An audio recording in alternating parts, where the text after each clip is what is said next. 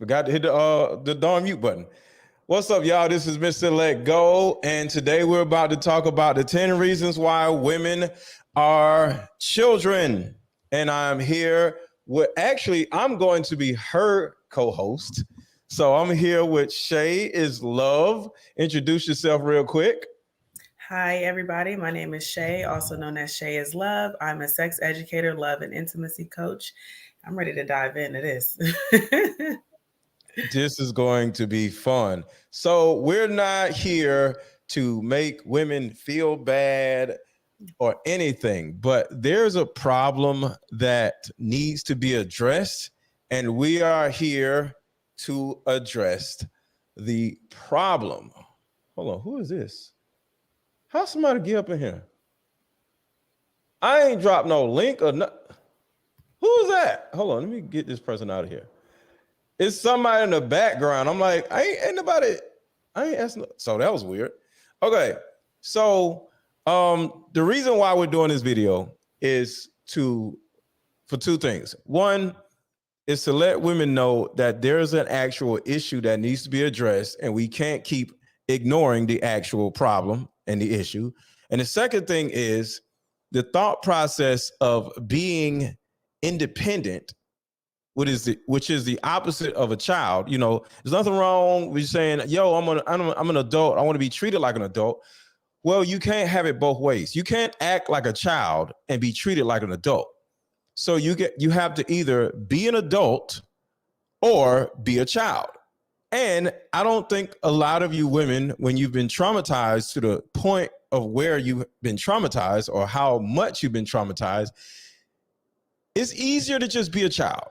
It's easier to just, I think the easiest way to get what you want out of life is to just embrace your inner child instead of running around trying to act like you're an adult when you know you aren't. When you know you aren't.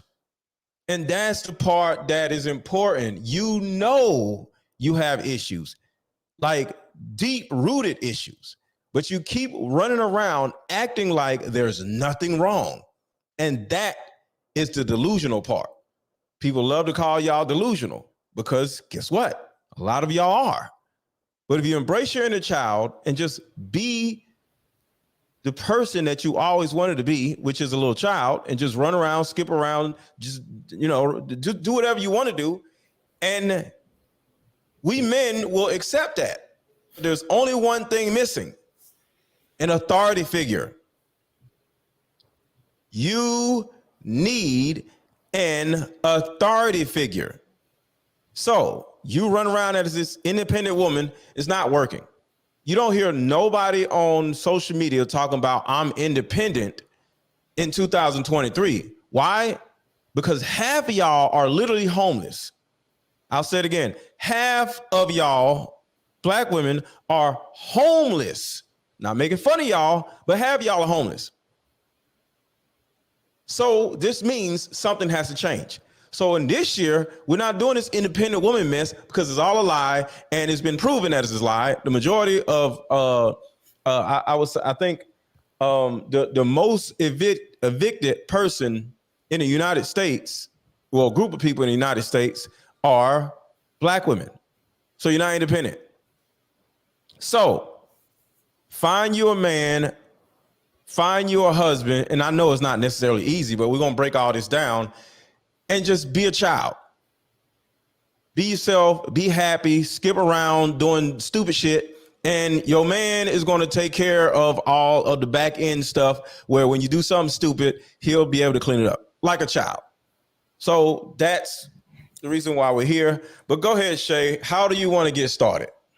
Yeah. So for people who saw the last live we were on together, we had said a few things and some points that I felt correlated with your message, but I thought we should dive into it a little bit more. And one of the things we talked about was embracing, your inner child. We talked about childhood trauma and the importance of diving back into it, but also finding the things that are good about your childhood and embracing those things. And I think that alongside that, you do talk about single moms a lot. Yes. And I want to create that bridge and that correlation so women can start understanding, one, how are we learning these behaviors, two, why they're detrimental to who we are, and why are they what they are. So I think for me, one of the points that I wanted to make was, how are women adapting these childlike ways in an unhealthy way? And I wanted to know your thoughts on those. I'm like, hey, look, women are childish. Why are we childish? Where are we learning that from? And I wanted to know your thoughts on that first.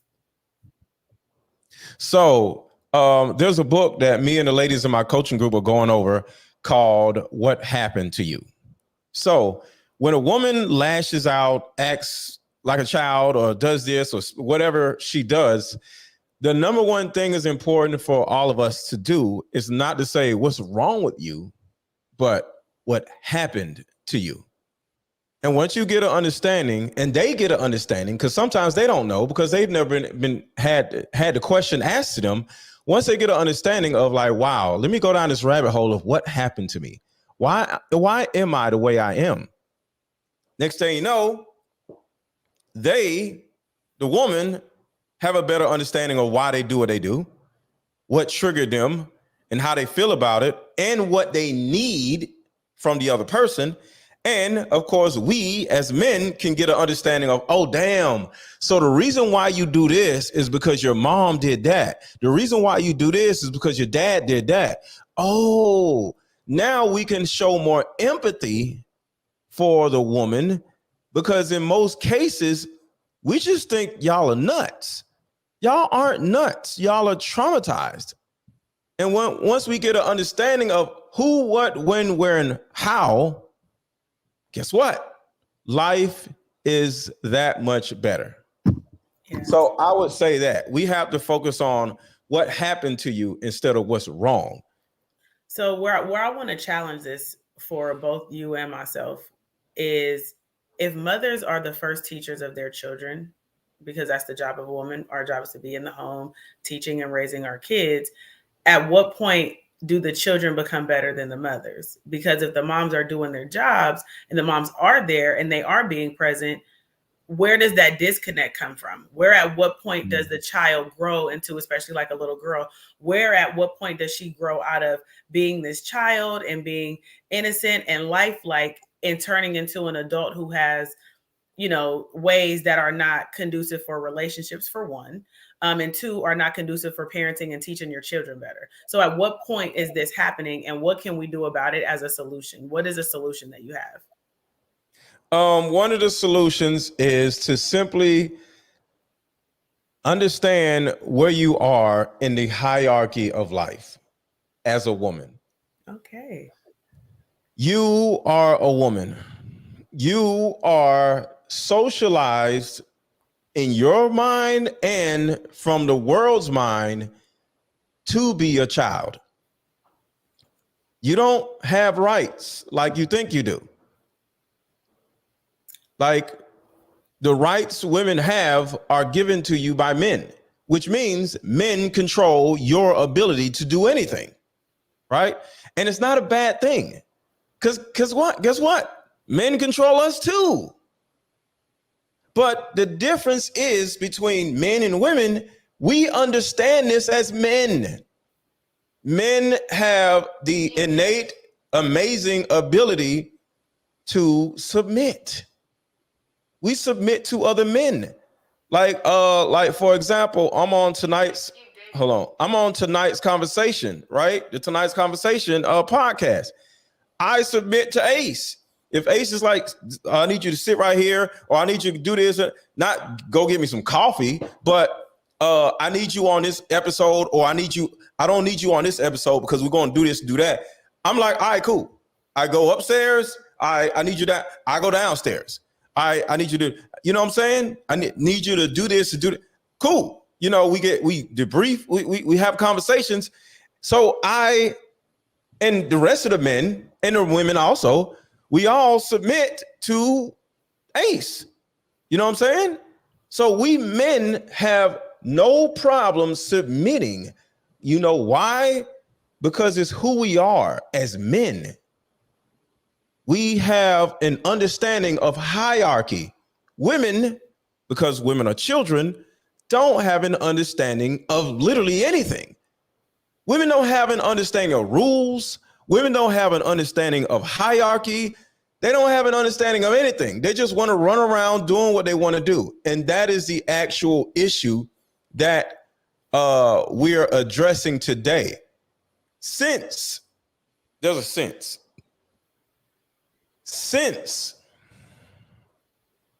women have not been exposed or predisposed to the understanding that we men have, and y'all are now adults and somewhat stuck in your own ways, we have to find a way to circumvent your problematic behavior by just looking at you like children.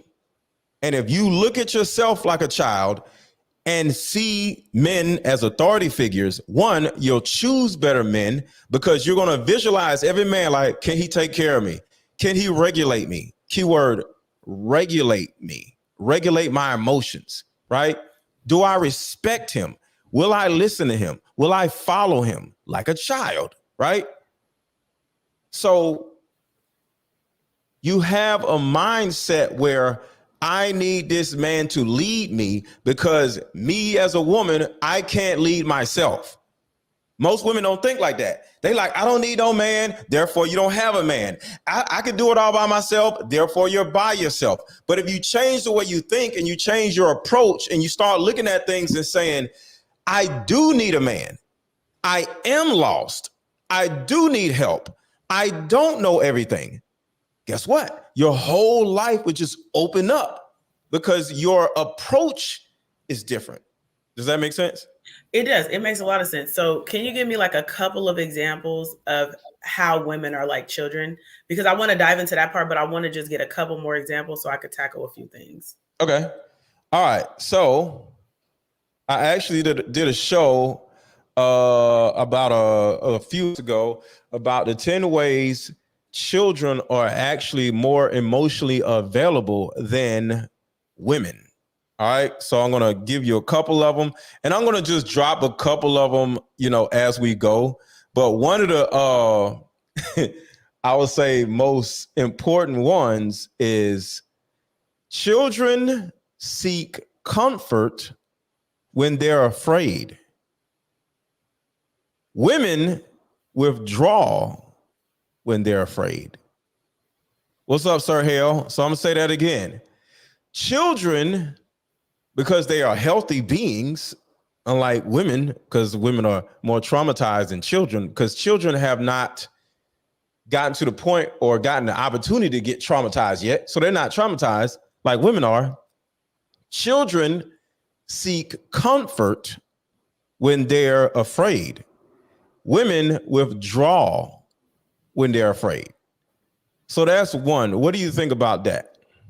So it's unfortunate, right? Because in a sense, you're saying that women are children, but you're saying that children have better qualities than women, which I can understand when you give specific examples, right? Which means it would behoove the woman to act like to live their lives like children instead of women, because women have better lives than children. I mean, children have better lives than women. Well, so at that point, right, in my mind, I go, okay, so what does it look like for a woman to be a woman versus being a child, right? Because even in the last live, I said, be wise in the mind, be young in the heart, and be old in the soul, right? Yes. So that's where you have that balance and duality, because as women, once you do have children, you really can't afford to be a child. You can still hold on to, the things about you from your childhood that are childlike, but at that point you have a responsibility. So I do feel like there's still a difference between children and women when it comes to responsibility. Now that aspect of it is the part where I'm like, look, we just gonna hold that space for women. Women have responsibility, so we don't get the luxury of being children in the same way that children get to be children. But what I can agree with is children are definitely more emotionally available. Again, it's because they don't have any responsibilities, right? But there's still room for women to be emotionally available. And what that looks like is trusting your partner and understanding that order and that hierarchy that you discussed.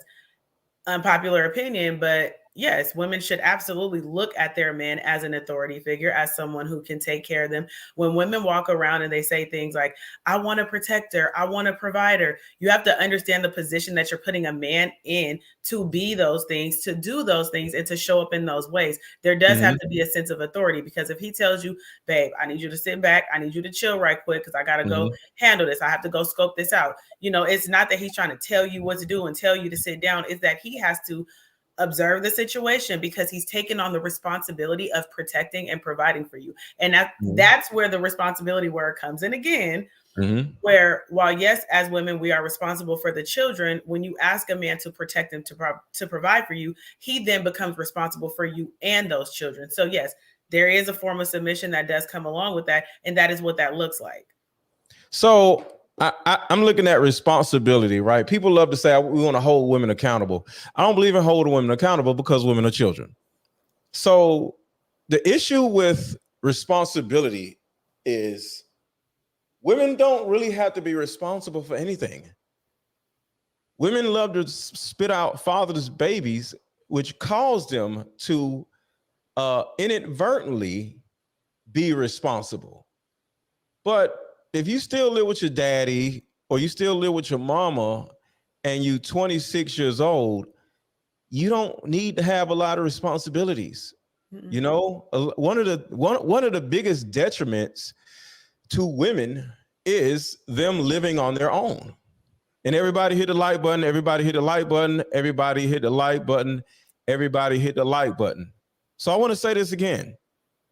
One of the things that are at a detriment to women is women living on their own. A man is supposed to take you from your daddy. Worst case scenario, a man is supposed to take you from your mama. But a lot of you have responsibilities, and it has hurt you in a lot of different ways. One of the main reasons, or one of the main ways it has hurt you, is you don't know how to submit to a man. You don't know how to allow a man to lead you, or you don't know how to vet a man, because you done left your mama house, and one, you didn't have a daddy, so you don't know what a man's purpose or role in your life is. Two, you're living your life as a man.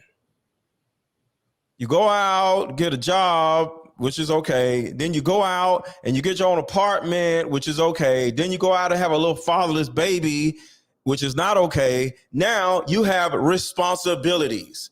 So now you are running around telling this little child, or your two little children, what to do, where to go, when to wake up, when to go to bed, when to take a bath, all this other stuff, right? And you start running your own household as the authority figure. But you as a woman are not an authority figure. But you live your life as an authority figure for a certain amount of years. You don't know how to let go of the authority when you get with a man. So you said the word partner, and I threw up in my mouth when you said that a little bit, because it's disgusting. You are not my partner. There's a role, there's a hierarchy, and there is a pecking order. It's God, the husband, the wife, and then the child. That is not a partnership. I'm not in partnership with God. God is my daddy. You feel me? Me and God aren't partners. He runs all the shit. I don't know where oxygen and air and trees and shit come from. He does all that stuff. God provides for me. I submit to God. I ask God for literally everything. God provides for me. You know what I mean? Me and God are not equal, and God is not my partner. God is my daddy. So it's God, husband, and then wife. That means to the wife, your man is your daddy, just like God is my daddy, right? So there's no partnership. But once you get to the point in your life when you understand hierarchy is everything, now you can literally live in your own bubble without worrying about anything. Because like I said, women have too many responsibilities because they're living their lives as men. And I'm not just saying being loud or masculine or having all this other stuff. You're just living your life as a man. You're supposed to live your life as a child, which is under your mommy or under your daddy. Until a man comes in, takes you away from mommy and daddy, and now you're up under his leadership. You go from mommy and daddy to your new daddy. You don't supposed to live by yourself or on your own and have all these responsibilities. You're not supposed to have responsibilities, period. So my usage of the word partnership, I can understand, your breakdown, but with the word responsibility, between a married couple, between parents, there will be shared responsibilities. Now they will be delegated accordingly. But when I say responsibilities within a household, I have responsibilities as a wife to my husband. I have responsibilities as a mother to my children. I have responsibilities, just within our union, right? So that word responsibility, women can still, and that's how you are identified differently from being a woman and a child, is the responsibilities that you have, right? As a mother. So that's the part that's different. So this is a two-part conversation where we have to separate the fact that women are still women. Women are not children. However, women are childlike. There's a difference between children and women, because where this conversation can very easily go, and where a lot of people will take it, we do enough studying on the internet, is, okay, is this why men like younger women? Which, I'm not opposed to it. I do understand the draw to younger women from the perspective of they are malleable, they do listen, and those things are necessary in marriages. So I would challenge women who are older, who do want to get married, to observe the reasons why, one, men like younger women, and two, what role do you play in a man's life? How do you want to show up in his life, and how do you want him to show up in yours? Because again, if you're asking a man to be a protector and a provider, there will be a form of submission that you have to adhere to. That's just what that looks like. That doesn't mean go out there and be submitting to just any man. That ain't any man, right?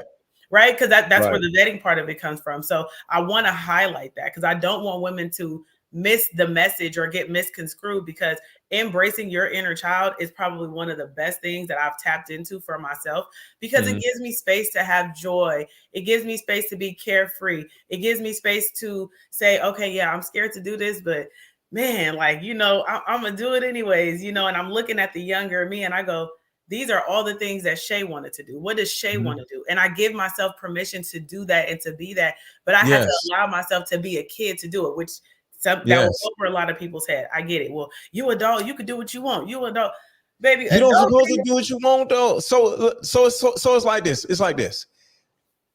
As a child, you could just run around, skip around, be careless, and your mom and your dad are don't do that. And they're like, oh, okay.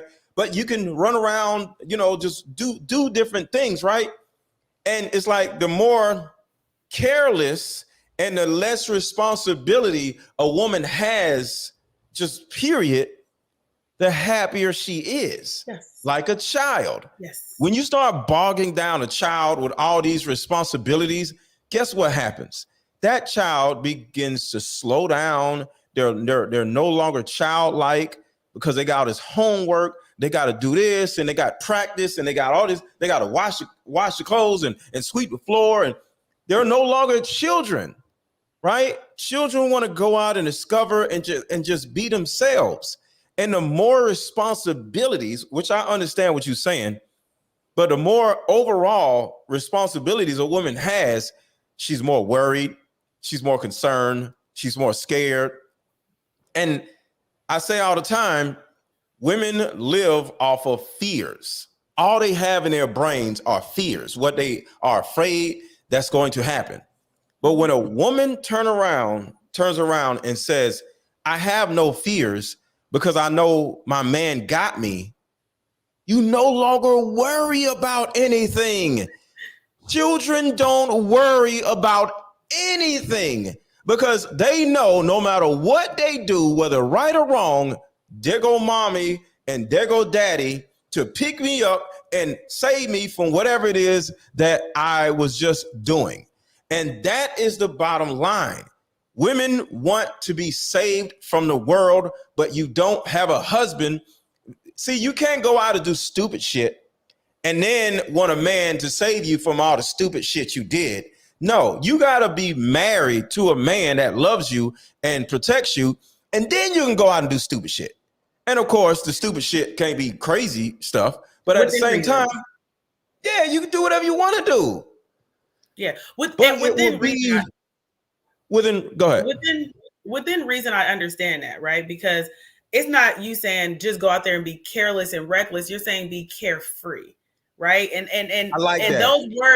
those words sound different when you say them. It's like, oh yeah, well, I do want to be carefree, because you see, women are saying, I want to live a soft life. To be soft life, you have to be carefree. You have to live in that space. So I want to break down being wise in the mind, old in the soul, and young at the heart. To be wise in your mind as a woman is to know that you don't know everything, but it's also to be teachable, right? Because you don't gain wisdom from not learning. So you have to be willing to learn, meaning you have to be willing to listen to somebody. And if you trust your man, and if your man is strong and he's a leader, that would be the kind of man you want to listen to. It makes sense. So now you're gaining wisdom. And a lot of women say it. I want my man to be able to teach me something. It's in direct correlation. And when I say be old in the soul, we don't have to reinvent the wheel. Yes. Are there things from the past that we need to do away with? Are there things from the future that are great, like being able to talk to each other, virtually? Absolutely. But having an old soul is understanding the things that have worked before, being able to adopt those things, creating tradition from them, and passing them down to your families. Again, this is for women specifically who want to be married, who want to be wives. You have to have a foundation, and having that old soul, that's where you've gained your wisdom and your knowledge, and you have a foundation within yourself that you're then able to pass down to your children. But when I say be young in heart and be young at your heart, that is how you are going to find your man. That is how you're going to love. And it makes sense, because now you have that permission to, oh, I'm young at heart. Like, oh, I want to go try this. Like, I'm about to go do that. And then you get to come and share it with your partner. You get to share that experience with them. So yes, be childlike as a woman, be carefree, be young in your heart. It is okay. It is not a bad thing. Look, if you want to get what you want to get, all right, make it work. Make it work. Yeah. So shout out to Call 777. I appreciate you, brother. And shout out to Shane. What's going on, bro? He says, hey, what's up, soldiers? And salute to the chat. Just tapping into the convo to see and hear another great conversation. I appreciate you, bro. I appreciate you. What's up, Red Lipstick Vibes? Terica, I see you in here. So, let's go a little farther, because let's get into our notes. You want to go first? You want me to go first? Let's get into these notes. Go ahead. And everybody hit the like button. Everybody hit the like button. Hit the like button. Hit the like button. My channel has been, what do you call it? Shadow banned. Shadow banned. My channel has been shadow banned. So in order to get over this shadow ban, I don't know. I'm working with YouTube or whatever, but my channel got shadow banned like 3 months ago. They demonetized the channel, and all of a sudden everything just went dead. So I have to revitalize the channel. I don't exactly know what I got to do, but make sure to share this live so we can get past this shadow ban I'm on. But all together is all good, because I'm glad y'all are in here. But if y'all can, make sure to share this live with somebody in your group chats or in your text chats so we can get this out to more people. So let's get into these notes. Are you all aware that other countries recognize that women are children? Just let me know. Say yes or no in the chat. Do you have an understanding that other countries recognize that women are children? Say yes or no. All right, James says no. I would say, I'm not going to say how many countries because I don't know, but in a lot of countries, you can't run around spitting out fatherless babies. You can't. It's a lot of things women can't go out and do. It's illegal for women to have babies out of wedlock in other countries. There was a couple that actually got put in prison because they took a TikTok video of them dancing to music, and they were out in a public, and they recognized that the woman didn't have a ring on. So that means they were out, flirting with each other in public, and they weren't a married couple, and they both went to prison. And am I saying that this is supposed to happen? No, but there has to be a law that has to stop these women from running around doing all this dumb shit. Do y'all know how many women have fatherless babies? Do you know how hurtful that is to black people altogether? White people too. White women have fatherless babies too, but not as much as black women. Y'all think it's a sport? Who can have more fatherless babies than each other? It's disgusting. So we have to, because women like my body, my choice. No, you don't have choices. You don't have options. You don't have rights. Every right that you have, ladies, is given to you by men. And I want to say that over and over again. Every right that you have is given to you by men. And the reason why is because we feed you and your little big-headed ass children. You don't have to hunt for your food. You don't have to dig up no hole or boil no water in order to drink water. No, you can drink out of the tap water, or you can go to your local store, gas station, and buy some water that is pre-packaged for your goofy ass to drink. So the bottom line is, every morsel of food and every drop of water that you've ever drank and ate in your life was given to you or provided for you. And you want to know why you don't have no damn rights? It's because of that. See, we men, worst case scenario, because we don't want to do that either.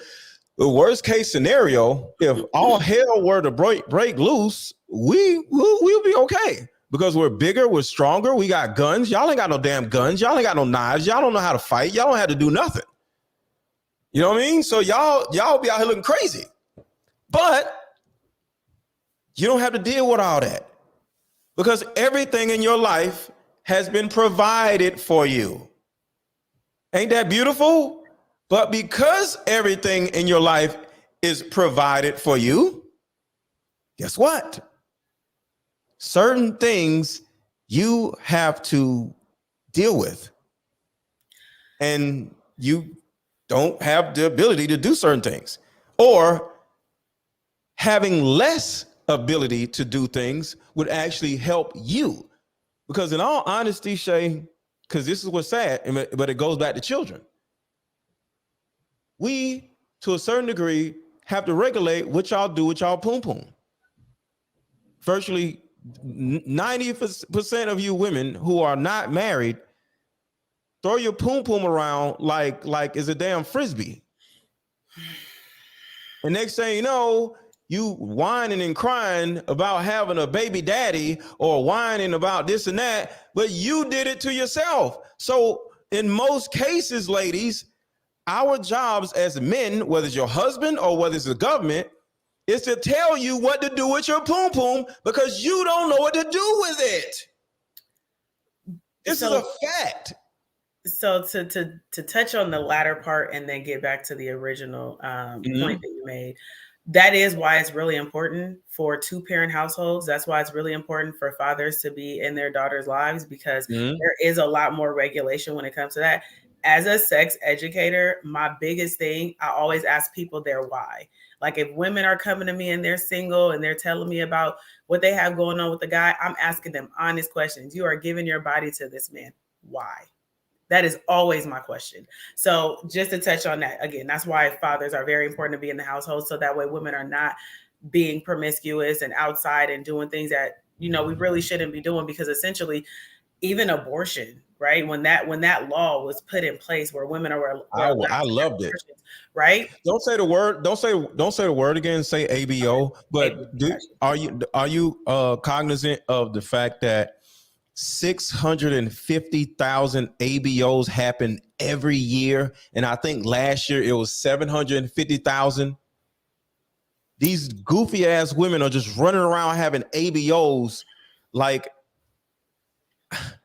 You So get what I'll I'm say saying? this. So So I'll say women this. have to be regulated because they're like deleting people more than plane crashes, more than police shootings, more than gangsters, more than Bloods, Crips, more than women delete more people than any So disease, person, or animal on this planet.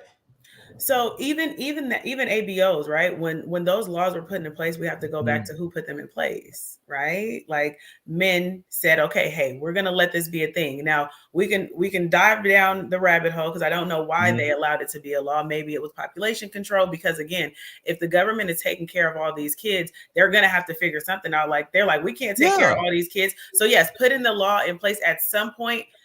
I could understand it from that perspective, but now reevaluating that law, I'm not mad at the reevaluation based on the fact that we have to be responsible. So now I'm about to bring that word responsibility back into play.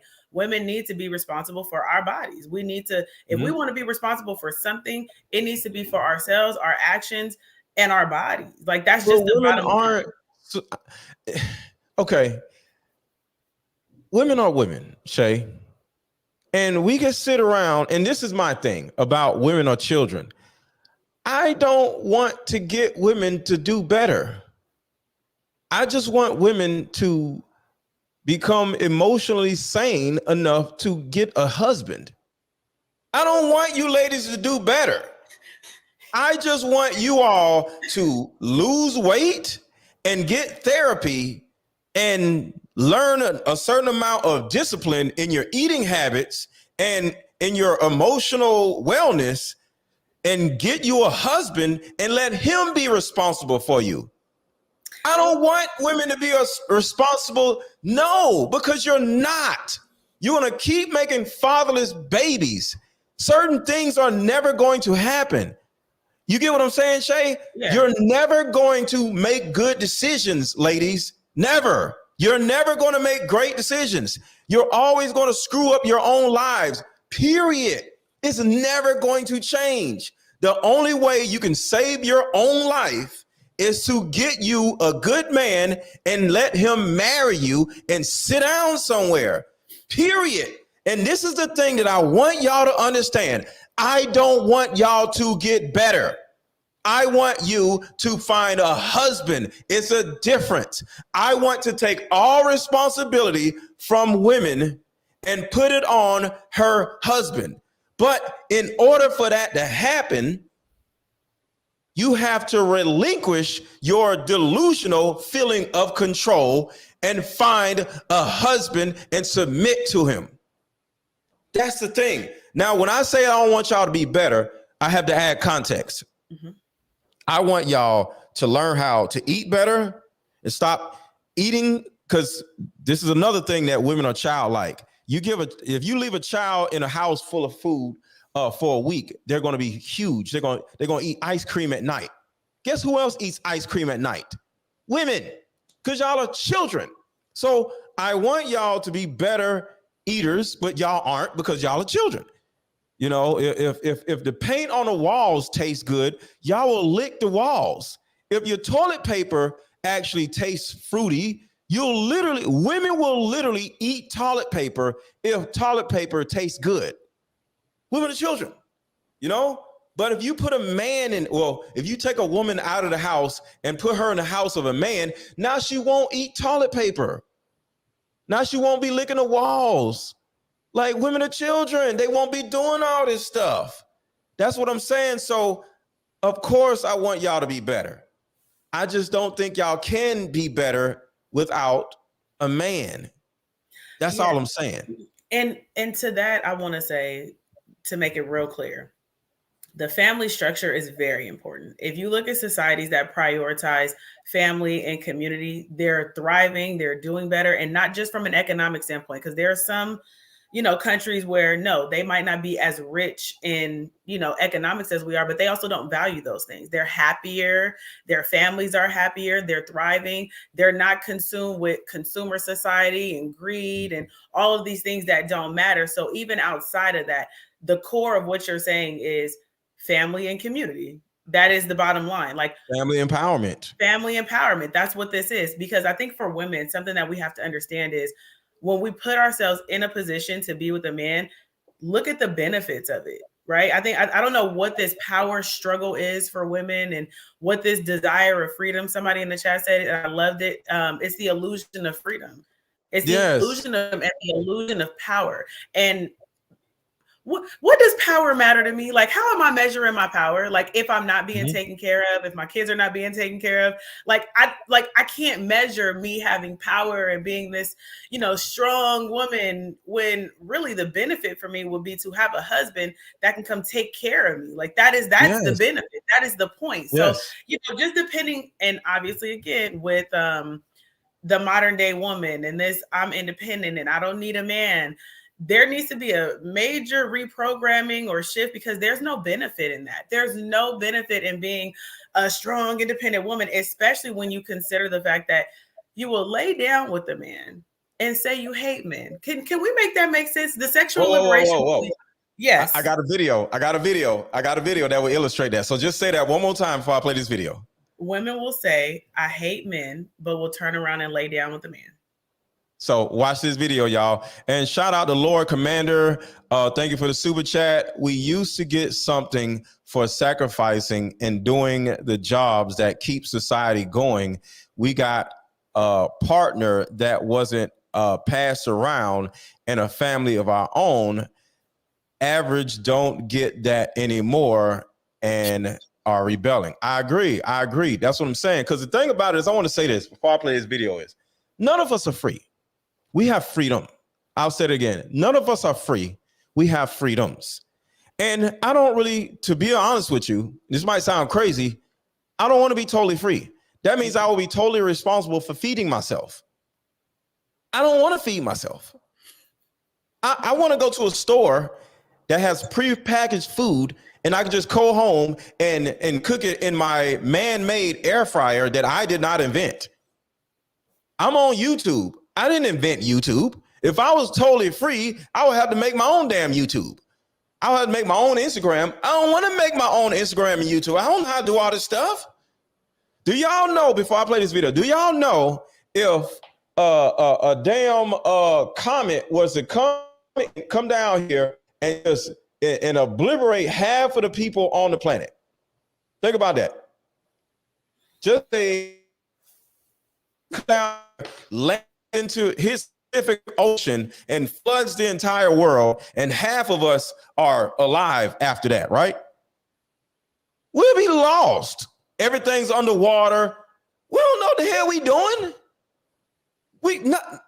One person knows how to build this, but the other person doesn't know how to do the other part about it. We would be screwed. So the way the world is put together, we all take advantage of it and enjoy it. And because the way the world is, we have to give up certain freedoms, which I'm okay with. I don't want to go get a gun and sit in a tree for 6 hours waiting on a deer to come by, and that's the way that's the way I feed myself. I don't want to eat deer. I don't want to gut a deer. I don't want to drag a deer back to my house. I don't want to do that. I want a car. I want a gas. You know what I'm saying? So the thing about it is, ladies, what I'm trying to let y'all know is none of us are free. None of us are independent. We have independence and we have freedoms. There's a difference. Everybody hit the like button and let's watch this video. A lot of these narc baby daddies, they leave their children not just because they don't give a fuck about them, but also because they want to hurt you. These dudes know that we love our kids and we would do anything for them. Like, they are our everything, and they hit us right where it hurts. So right in the beginning, this idiot says narc baby daddies. Let me tell you guys something. A lot of these narc baby daddies. Do you see how lost our women are? I don't understand any of the video though. Like, I don't know what she was trying to say. Oh, like, so let me play the whole video and then we'll come back then. Uh-oh.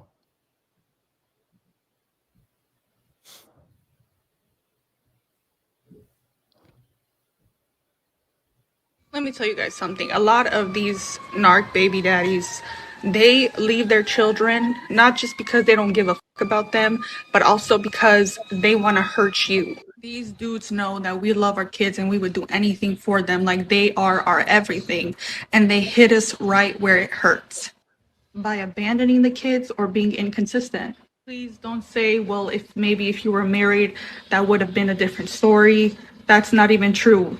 Nothing could really save us from being a single mom, not even a title, because when you have kids with someone, it could really show someone's true colors, and especially a narcissist, they don't even care about their kids. So did you understand what you were saying that time? I get it, and I have to admit I want more context. Like I have questions. Like, what examples is he showing you that he doesn't want to be around his kids? Is he not there, or is he inconsistent? Because let me tell you something. If it's a divided household, every parent's not going to be there 100% of the time because you guys are not together. So if this man is at work and he's working, so he only can come get the kids on the weekend. People want to judge weekend dads, but if he's working Monday through Friday and maybe he just started the new job, so he needs to get through this first, the trainings or whatever the case. Like, I don't know. I disagree. Know what's going on, right? I disagree. I just don't know what's going on.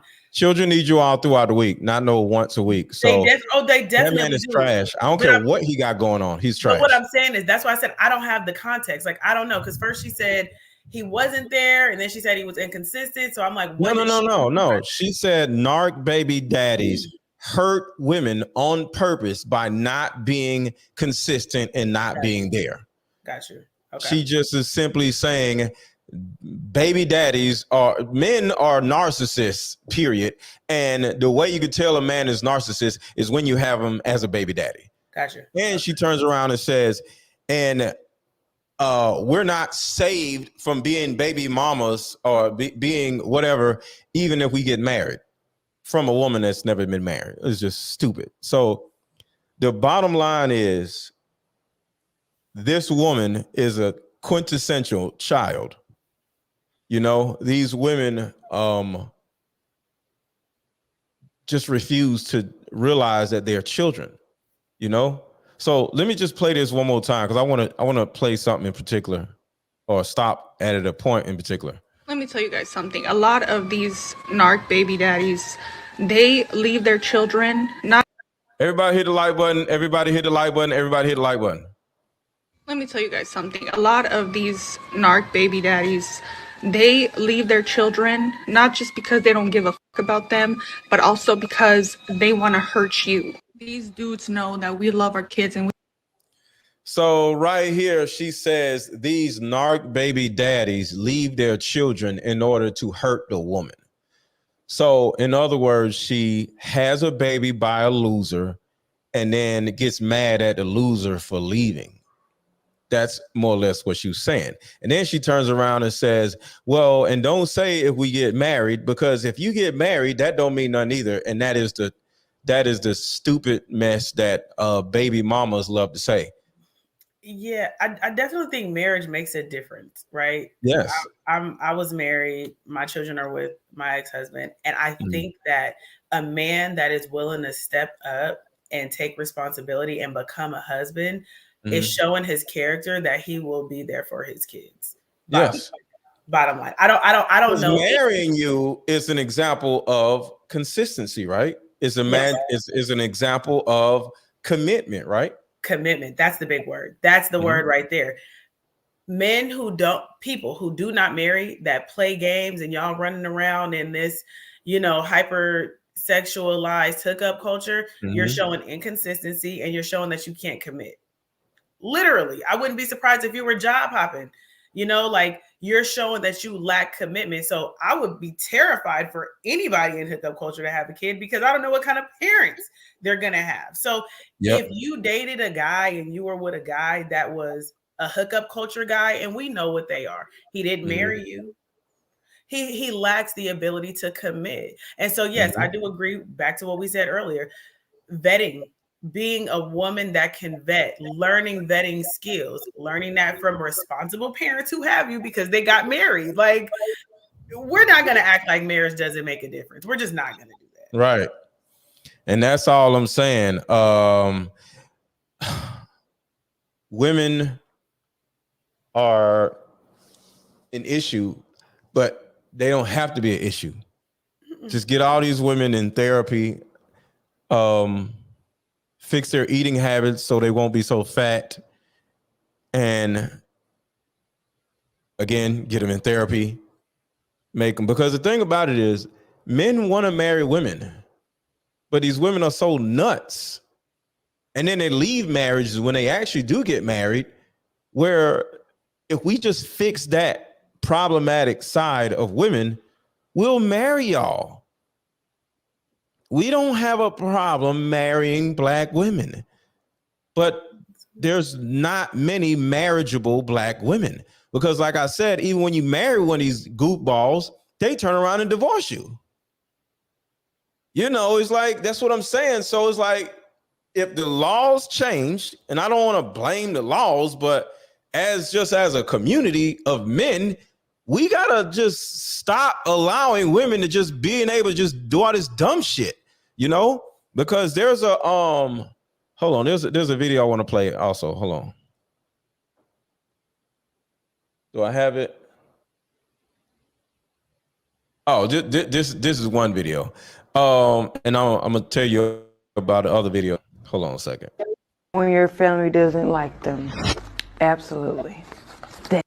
So this is an example of women who just don't listen to their parents. Keep dating someone even when your family doesn't like them. Absolutely.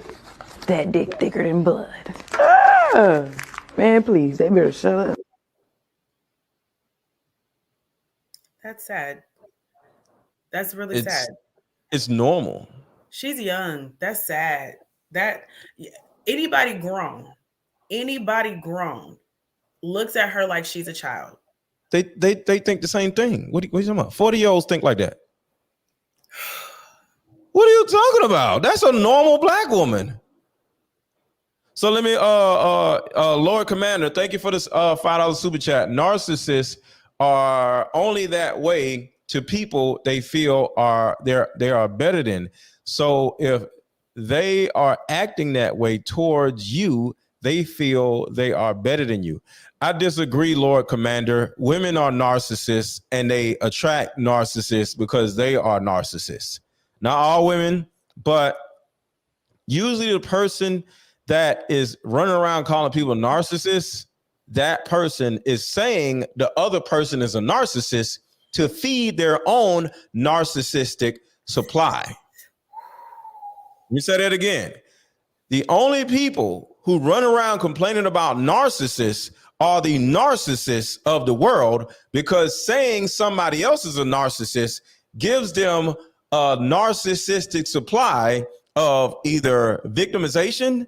You know, they can feel like a victim, they get attention, and they can garner more sympathy for themselves.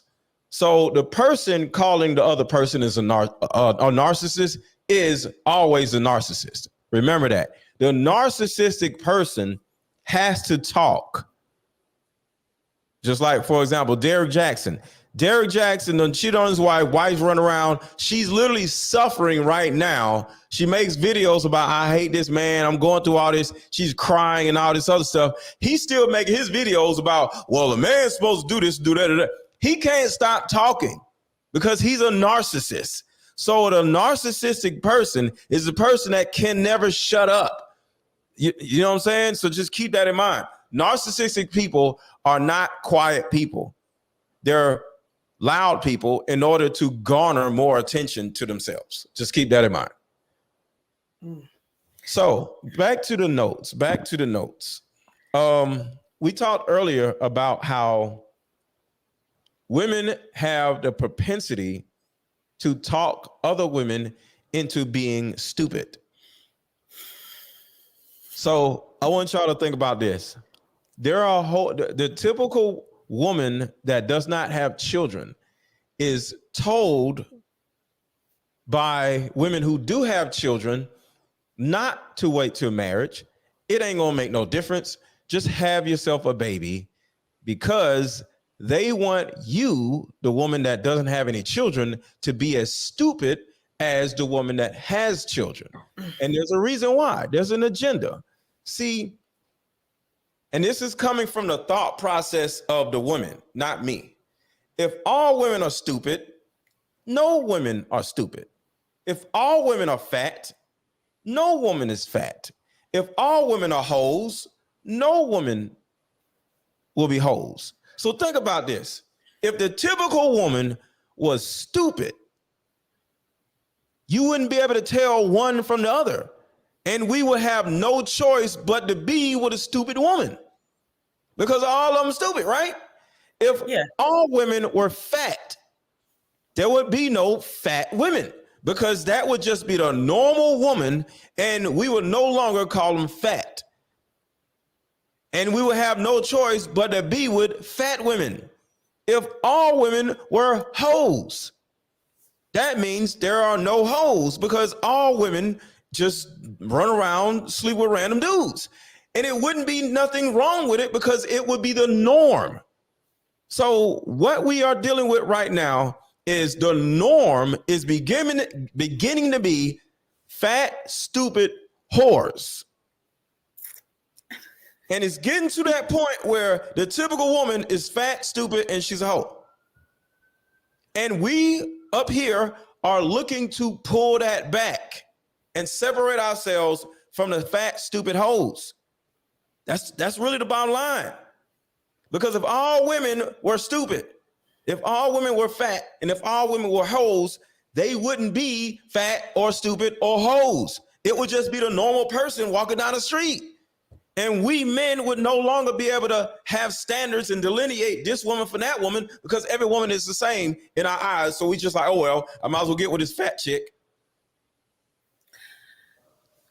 So there was a video that I saw recently, and this woman, you know, obviously older now, was married in her younger 20s. And she said she wished she had not listened to her single friends, because her single friends were telling her, you know, girl, stay out late, girl, pop that thing, do your thing. And she says she feels like it really affected her marriage. So I think that what people have to realize is, yes, I'm doubling down on the whole culture part of it. If you are a woman who wants to be a wife and your friends are telling you to go out here and sleep with 20 guys and don't worry about, you know, having a man, but you know what you want, you do have to separate yourself from that, and you do have to put yourself in a position to be different. So no, you don't have the luxury of going out there, being a hoe, sleeping around. You do have to take care of yourself, make sure you are prioritizing the relationship that you desire, because that's going to be the man that's what this is. You know, your friends are not going to be there for you in the same way. Yes, that's community. Yes, that is love, but it is different than when you have a man. It's different when you have a husband. So yeah, to double down on that misery loves company statement, why are we out here encouraging women to do those things, especially if it doesn't align with who they are, or if it hurts you? It's because misery loves company. I just told you earlier, we had a conversation. I have a girlfriend who we've been friends for about 5 years. And she, of course, had a group of friends before she met me. And she was like, you know, Shay, it's so crazy. She is a late bloomer in terms of just now starting to have sex. We're in our early 30s. And it's so beautiful to see her, you know, it's just beautiful to see that she doesn't know anything. It's so dope. Yeah. I'm like, girl, good. You know, so we don't have to have these traumatic conversations about how much she hates men. But she did say, she said, you know, I just kind of felt like, you know, am I missing out on something? You know, some of my friends had sex earlier. Am I missing out? And I told her no. And I was so grateful to hear that she said her core friends all said the same thing. She was like, yeah, my other friend said the same thing, you know, and she's married. I've been married before. So, and her parents are still married, but I told her, do not let this culture, this hookup culture, and this hypersexualized, promiscuous culture keep you from finding what you really want in life, and put you in a position that you're not going to be happy in. Because how happy can you be giving yourself to 100 different guys? None of them love you. None of them care about you. They're just, you know, using you for the time being. You have to be very mindful. You have to be mindful. And that is the problem. Okay. Women have a tendency to assimilate with each other, right? And it goes back to the stupidness, the fatness, and the wholeness, right? So women assimilate with each other in order to find safety. Hold on, I found this video. I just want to play this video. Hold on. I'm going to stop it. because this ain't really got nothing to do. Okay, hold on. So the thing about it is, and this is from a biological standpoint. Exactly, you've seen it. From a biological standpoint, people, not just women, look to assimilate. People look to assimilate with each other in order to feel safe, right? That means look like other people, act like other people. So what is actually happening is there are more whores in the world, and it makes women feel safer being whores because there's more whores. So going back to this video right here, this is an example of a child acting like a whore.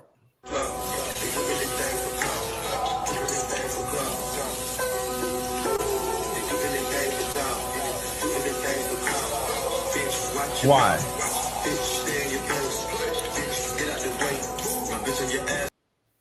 But yeah. This is what I'm saying. So when more of that becomes a norm, young women almost have no choice but to act like that because it's the norm. They're assimilating with other women.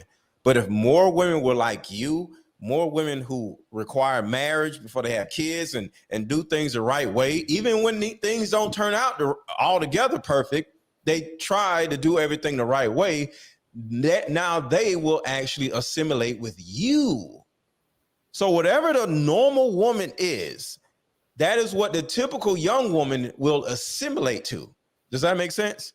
Yeah, and the very interesting part of it is this like passed down trauma that women then do, because imagine that these women have daughters because they're not being responsible. So now they have kids and they're teaching their daughters how to do that. And that's embarrassing because I would never want my daughter to do that. And I think back to the responsibility, where the responsibility that I have to my children is to be the kind of woman that I want my son to marry and be the kind of woman that I want my daughter to grow up to be, because that is not acceptable. In our community, we have to do a lot better. So yeah, if I have a friend and she's married, because I have friends that are married, and that's fine. I have some friends that are single, and you have to be around people in a community of people who are like-minded, who respect your values as a person. If I have a homegirl, she's married, and I see her other friend is out there wilding out, you know, I'm gonna ask some questions now. You know, do you be out there wilding out? And it's like, no, that's just my homegirl. You do it. But eventually one of us is gonna influence you. Either I'm gonna tell you to go home to your man because you got a good man that's paying them bills, you got help with them kids. Like we have to really think about the reality that we're living in. If you have a good man in your life and he is taking care of you and helping you to whatever capacity, he's showing up. He is being a man. That's your man. Yeah. Leave the whole shit alone. Honestly, it's not worth it. It's not gonna get you anywhere. It's not gonna pay your bills. Right? I mean, if you selling it, fine, but that comes at a cost too. It's not gonna take care of your children. It's not gonna be by you when you're sick. Like those things really matter, even outside of the financial aspect of it. That community, that partnership you have, that family you have with your man makes a huge difference than being out here hoeing on your own and hoeing alone. Next thing you know, your daughter on the internet with her mouth on the faucet. And the biggest problem is any woman that would sell their own ass isn't to be trusted. I agree. You'll sell your own ass. You know, I'm a man. I'm not selling any.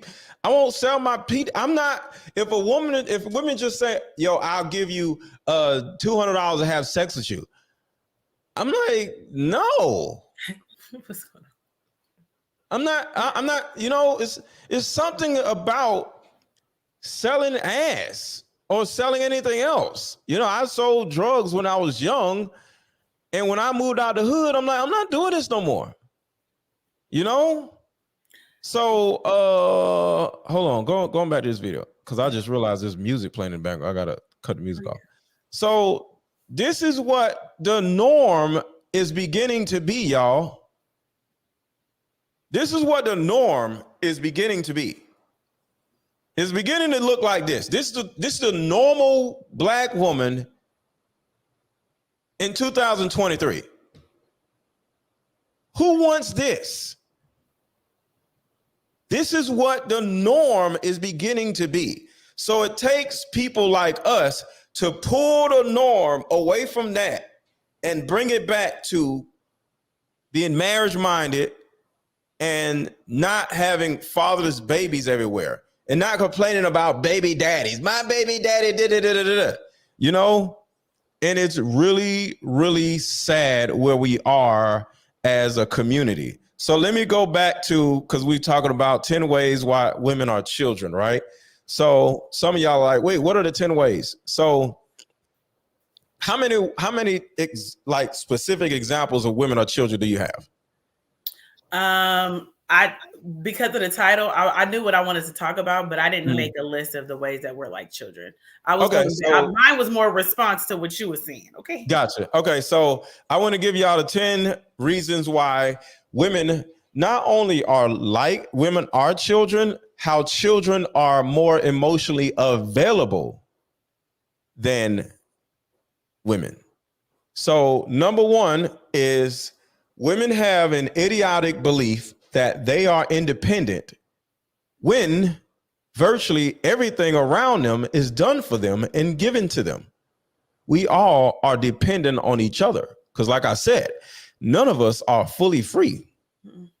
And it really comes at an expense. We all have to get knives and stuff and jump out the tree and land on the back of a animal and take it down.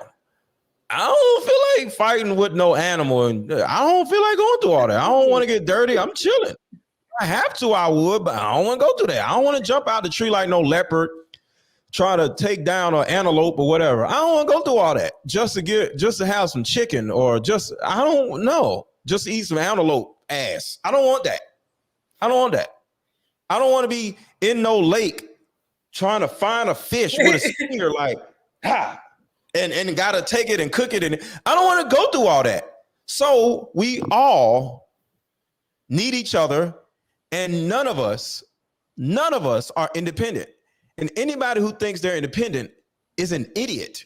Everybody hit the like button, hit the like button, hit the like button. Like I am dependent on y'all. I need y'all to support the channel because I am not independent. So I need y'all to drop a super chat or a cash app. My cash app is Aaron1000 and Shay's cash app is Shay is Love. And it is AE and not EA. So we are dependent on our audience to pay our bills. You know what I'm saying? We have kids. And if you don't pay or drop a super chat or a cash app, our children may starve. We are dependent on our audience. You feel me? So just keep that in mind. We are not independent because we aren't idiots. All right. So that's the first thing. Women have an idiotic belief that they're independent. That is dumb. Guess who doesn't have this idiotic belief? Children. Not one child on the planet thinks they are independent. No, they know they need mommy, they need daddy, they need auntie. They can't feed themselves. And neither can you. Because like I said, just like a child, you cannot feed yourself. You can pick up a fork and put the fork in your mouth, but a child can do that. But you don't hunt for your food. You don't process your own food. The only thing you do is go to a grocery store and exchange money and take it home and stick it in the oven. That is not providing for yourself because you did not kill the animal and gut the animal and bleed down. You ain't do none of that. So your ass ain't independent. But like I said, children have an easy understanding that they need other people. Number two, women play dress up, but never take off the clothes. You wig wearing ass women, y'all spend your whole days, your whole nights, your whole mornings wearing these stupid looking ass wigs, and you never take the shit off. But guess who else wears wigs and all this other stuff? Children. But the smart thing about children, They take it off. They wear their own hair. They don't run around acting like they're somebody else through the entire life of themselves. No, they'll play, dress up, and take it off. Y'all never take it off because y'all ain't got no damn sense. Number three, children are naturally happy beings. This is very, very, very important. Children are naturally happy beings. Are women naturally happy? Are women naturally happy? No. Women are naturally anxious. Women will say, I'm happy at 3 o'clock, but we'll be complaining about something at 3:30. Children are happy all day long, dancing around. Hey, mommy, look at this. They're happy off the simplest thing. A lot of these women, the only way they're happy is they get 2,000 likes on their post and somebody buys them some shit. But a child can pick up make a fort out of some damn pillows and some damn curtains or something, and then be happy. Because women are naturally anxious beings. Children are naturally happy beings. Somebody said, so girls aren't anxious? No, they're literally not. See, the only time you'll see a young girl anxious is if she has a single mother and she learned to be anxious by her single mother being anxious. See, a lot of these things are learned behavior. So if you are a child, if you remember when you were like 5, you weren't anxious. You didn't worry about nothing. You were carefree, like Shay said before. You were literally carefree. You didn't care about nothing. You didn't care about nothing. You were anxious because your mom taught you to be anxious at some age. Your mama taught you how to be anxious. So leave a child to themselves and they'll have a ball playing with toys and their imagination will work with them. Leave a woman by herself and she'll go crazy and her imagination works against her. Put a child over here and put a woman over here and give them nothing to do. No phone, no nothing. The child will have an imagination that will give them joy. While the woman over here, her imagination will give her nightmares. Think about that. A woman is already grown. Oh, I'm sorry. So number 4, a child grows, evolves, gets better, and is genuinely excited to grow up and help people. The woman is already grown, is getting worse, gaining weight, frustrated about her present life, embarrassed about her past life, and petrified of her future. I gotta say that again. Women are already grown, getting worse, getting fat, frustrated about her present life, embarrassed about her past experience life, and petrified of her future. Do children think like that? No. Children have a great life. Children are literally living in the present.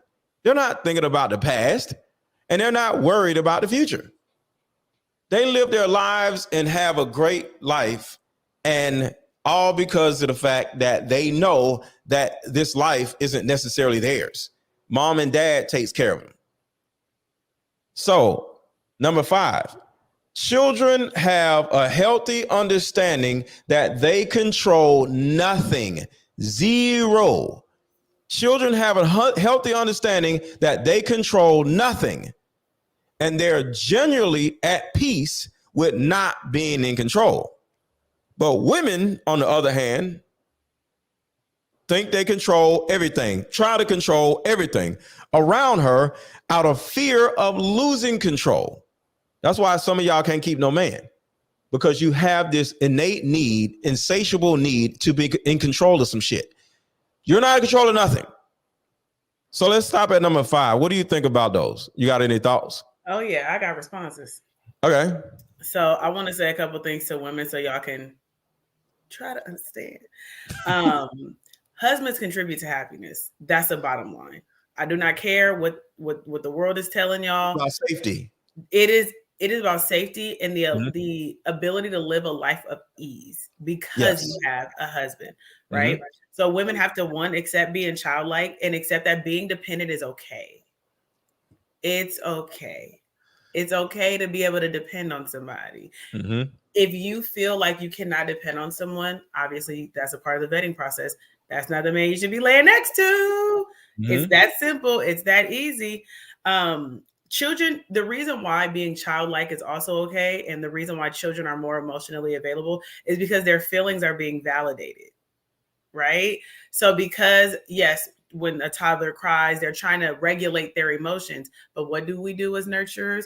We what is the issue? And they tell us, like he said, they communicate. They let us know what's going on. I hurt myself. I can't find this. And you let them know, like, it's okay. Let's figure this out. That's what it looks like from a mother to a child. And then from a husband to a wife, you can bring your husband your problems. Babe, this is what's going on. I don't know what to do. It's okay to depend on your husband to let you know, like, all right, we're going to figure it out. Because like we said in the last live, men like to solve problems. If your man ain't solving no problem, baby, I don't know what to tell you. But for a husband, honestly, for a husband, men want to solve problems. And women, we should be okay with that. So I think overall, and I want to talk about the loneliness part, right? Loneliness for anyone contributes to mental health issues. During the panorama, we saw a lot of health issues, a lot of mental health issues increasing, on the forefront. That shows us directly that community is needed. One thing a lot of other countries have that the Western world doesn't have is they have community. So yes, there's an issue with this independent movement and us talking about we don't need each other when it's okay. It is okay to need your people. I need my friends. Somebody said that girls still have sleepovers. Yes, we sure do. And that's okay. Like, I'm okay with that because, we like cook for each other and stuff. So yeah, we're going to be childlike in that way. Like, it's okay. So that's what I got so far. And one more thing, actually. You said something about women are anxious about their future. We're worried. We're embarrassed about our past. And what did you say about the present?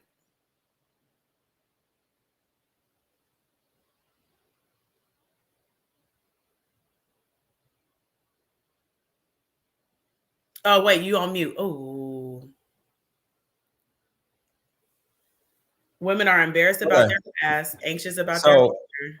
Yeah, women are anxious. Hold on. I said, okay, they're frustrated about their present life, embarrassed of their past experiences, and petrified of their future. This is where a husband is valuable in these ways, because a husband will alleviate the pressure you feel from today. He will help to make ease in your current reality. He's not worried about the past, and you have a sense of security in your future with him, right? That is what that looks like, to have that ease. And the last thing I'm gonna say is women need to have a purpose. Like, as a woman, you need to understand what your purpose is and accept the fact that you're here to serve. Like, we all have a purpose. We're all here to serve. But when women step into that, it makes things a lot easier when it comes to partnership, when it comes to friendships, when it comes to your children. You are here to serve. I'm here to serve. I check in with my people. Is there anything that I can do? Is there anything that you need? Because I want to show up for them in my purpose as a woman of service for my children, for my friends, and, for my man. That's right. That is right. I totally agree. So let's go to number 6.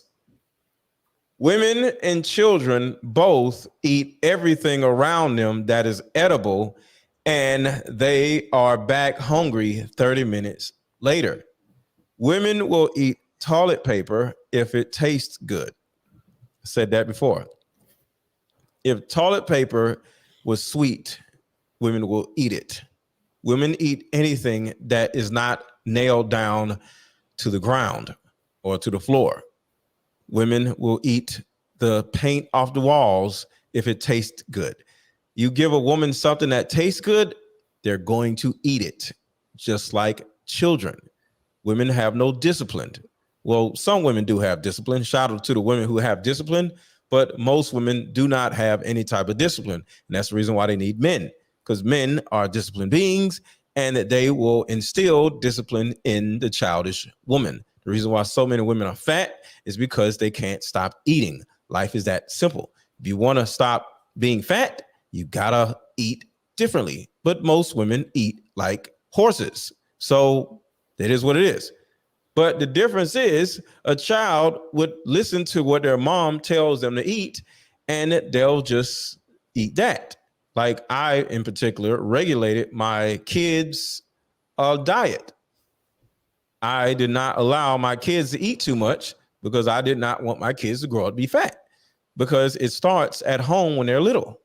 So I made sure that they ate a proportionary diet so they won't get used to and accustomed to and addicted to eating food every time they turn around. They did not run around eating snacks. We didn't have snacks.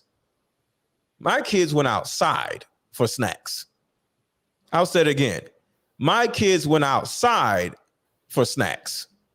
Their snack was going outside to play, just like I did.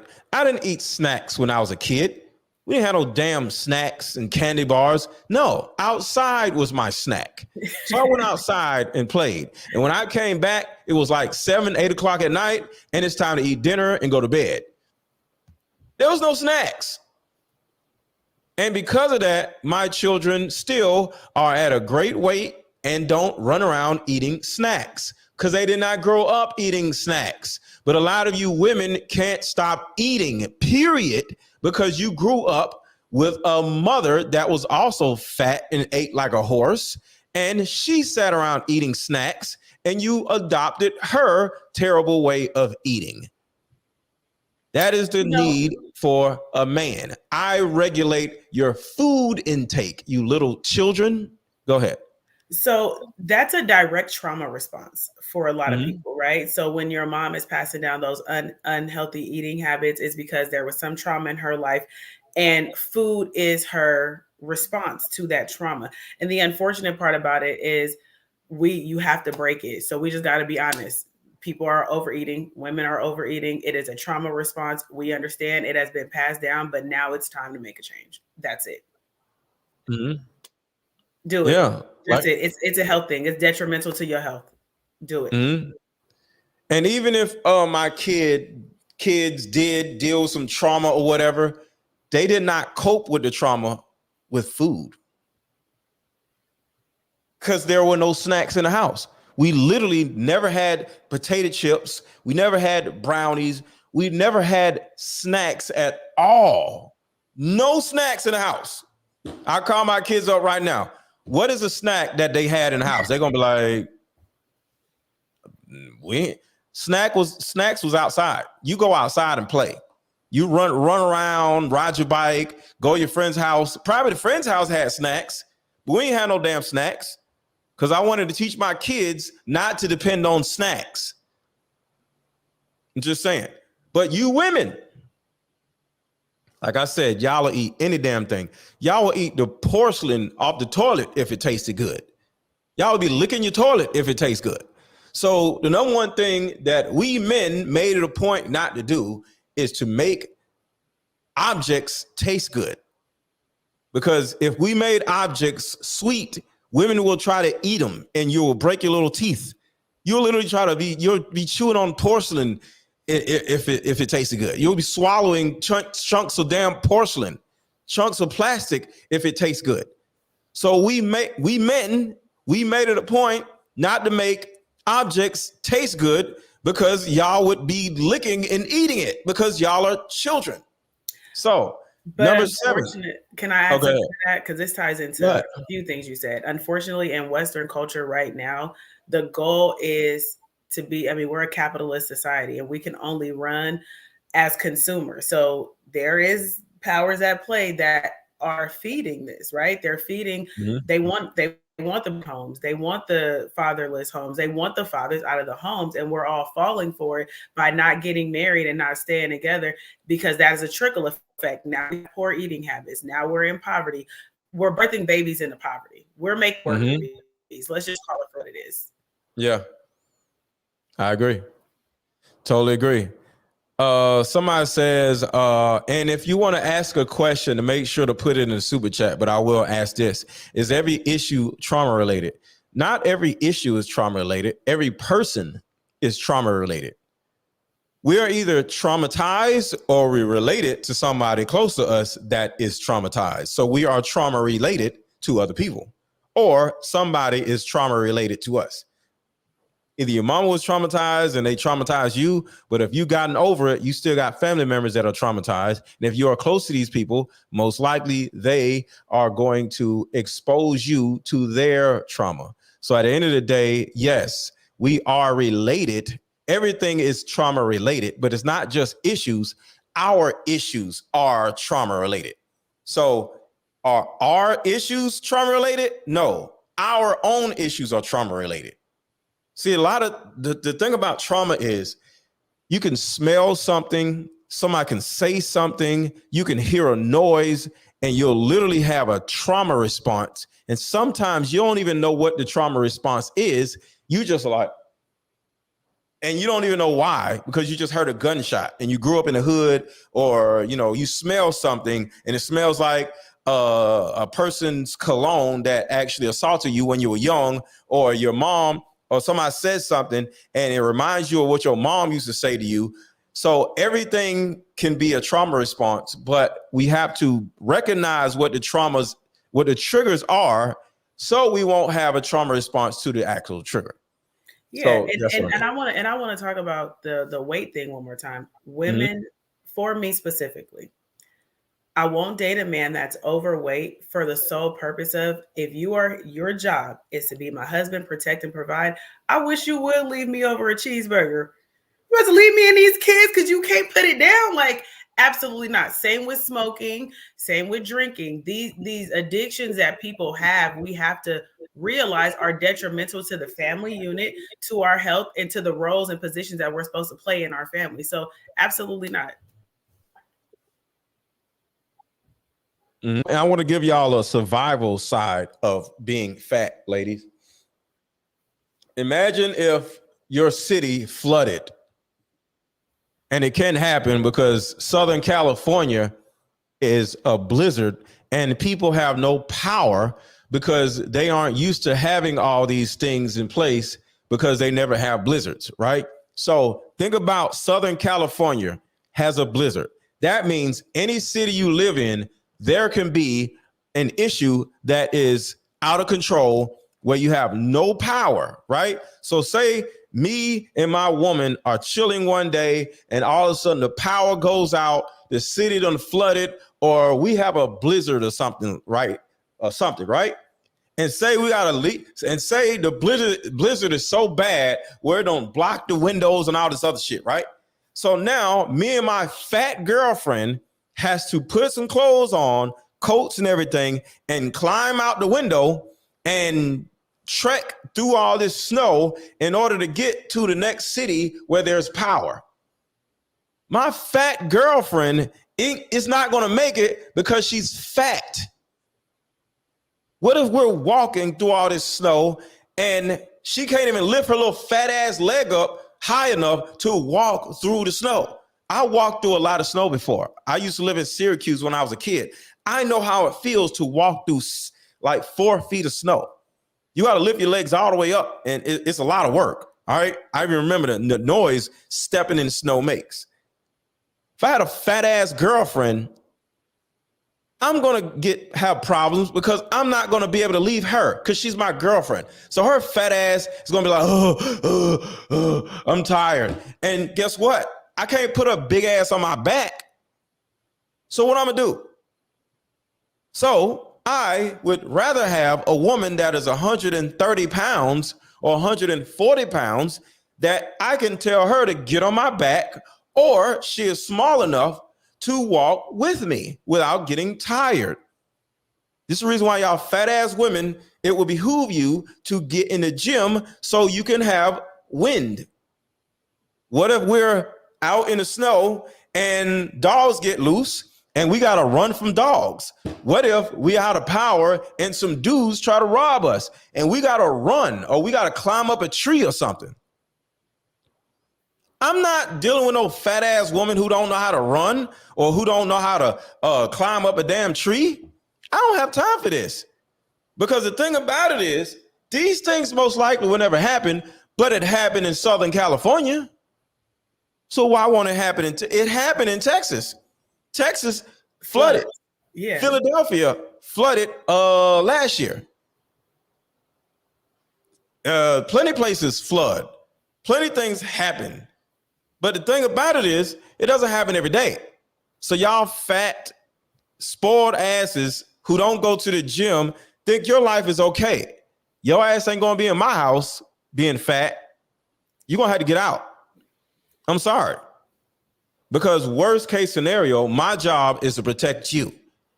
And if something goes on and I gotta look over and see your big fat ass that I gotta protect, I'm gonna be pissed. Yeah, and going back to the health perspective of it, if you're a woman and you have kids and you gain, we gain weight naturally, and your partner is there like, come on, babe, let's go work out. Like, let's, because that's what y'all do. Y'all work out, lose the baby weight, right? And lose it, because if you carry that weight and as you get older, you get unhealthy, you have children to live for. Back to the responsibility word. Okay. We grown. So what separates women from children is responsibility. So be responsible for being there for your children. Do not croak over and die because you can't put a cheesecake down. Like I have to be here for my kids. That's my responsibility as a woman, as a mother. So that's the perspective that, women need to look at it, is your health. And sadly, women don't care about their health. All they care is about, hold on, let me show y'all what the only thing that y'all care about. Where is the video? This is all y'all seem to care about, ladies. Didn't like them. Absolutely. That dick thicker than blood. Man, please, they better shut up. Dating someone even when your family doesn't like them. Absolutely. That dick thicker than blood. Man, please, they better shut up. All y'all dumbasses care about is some damn dick. and you wonder why y'all, 1, single, 2, traumatized, 3, stupid as hell, 4, fat, 5, bad parents, and have baby daddies. Because all y'all care about some goddamn dick. Food and dick, food and dick, food and dick, food and dick. Y'all embarrassing. So next is children are totally open to learning. We are number 7. Children are totally open to learning. Are women open to learning? Unless a white man is teaching them, the answer is no. I'll say that again. Children are totally open to learning. Women don't want to learn nothing unless she's being taught by a white person. Black women never, or seem to never, want to learn anything unless it's being taught to them by a white person. It is what it is. Because other than her white daddy, she thinks she knows everything and nobody else can tell her anything. It is what it is. If a white person isn't teaching you something, you're not looking to learn it. Y'all love to talk about, I got 8 degrees, still don't know shit about life. 8 degrees, still broke as hell. Just dumb as I don't know what. Still running around halfway about to get put out, got 8 damn degrees. Because you're seeking validation and instead of seeking wisdom. Y'all asses ain't got no wisdom.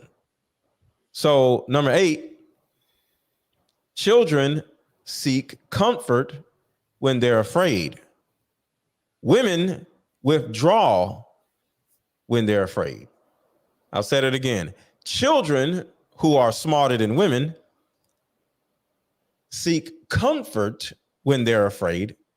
Women withdraw when they're afraid. I want y'all to think about that. Think about the last time you were afraid. You withdrew. You stayed to yourself. You didn't tell nobody. But when a child who is smarter than a woman gets scared, they run to the people that love them and say, Mommy, Daddy, I'm scared. But do you do that as a grown woman? No. You withdraw. You stay to yourself. And you worry. And you get worse. And you get worse. And you get worse. And you get worse. So it will behoove you, ladies, to learn from children, because they have enough common sense to go to a person that cares about them when they're afraid. Next is women are afraid and triggered 90% of the day. Children, one, don't have triggers because they have not been traumatized yet. But not only do they not have triggers, children aren't afraid of anything until it gets dark. Think about that. Women are afraid of their own shadows. Women are afraid of everything. They're afraid of getting hurt. They're afraid of being in a relationship. They're afraid of leaving a relationship. They're afraid of leaving a job. They're afraid of getting a job. They're afraid of walking outside. They're afraid of a man trying to talk to them. They're afraid of meeting new women, not even new men. They're afraid of making new friends. They're afraid of being alone. They're afraid of every goddamn thing. Women are actually afraid to lose weight because most women are fat. And all their friends are like, girl, you looking skinny. Girl, why are you so skinny? Y'all are afraid to look better because all your stupid friends are running around. They're going to demonize you for looking small because they're fat. So y'all are afraid of everything. But guess what? Children aren't afraid of anything. Children aren't afraid of shit other than dogs. Y'all asses are afraid of the rain. Second it started raining. Hey, it's raining. Yeah. Children aren't afraid of anything. The only time you see a child afraid is when it's dark outside. But during the day, children aren't afraid of anything. That means they are at peace throughout 12 hours of the day. But women are in chaos 12 hours out of the day.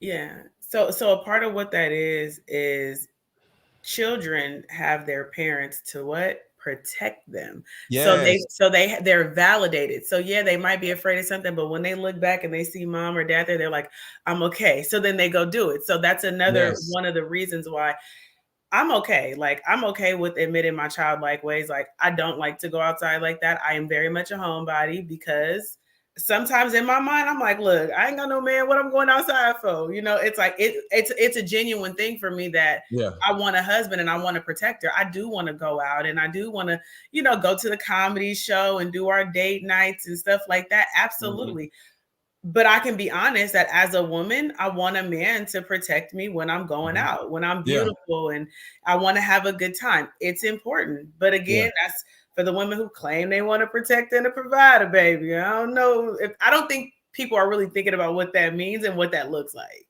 at all. So think about what you said. Children aren't afraid to go outside and just live their lives because they have mommy and daddy. They have an authority figure to protect them, right? But you ladies can have a daddy also and have an authority figure to protect you.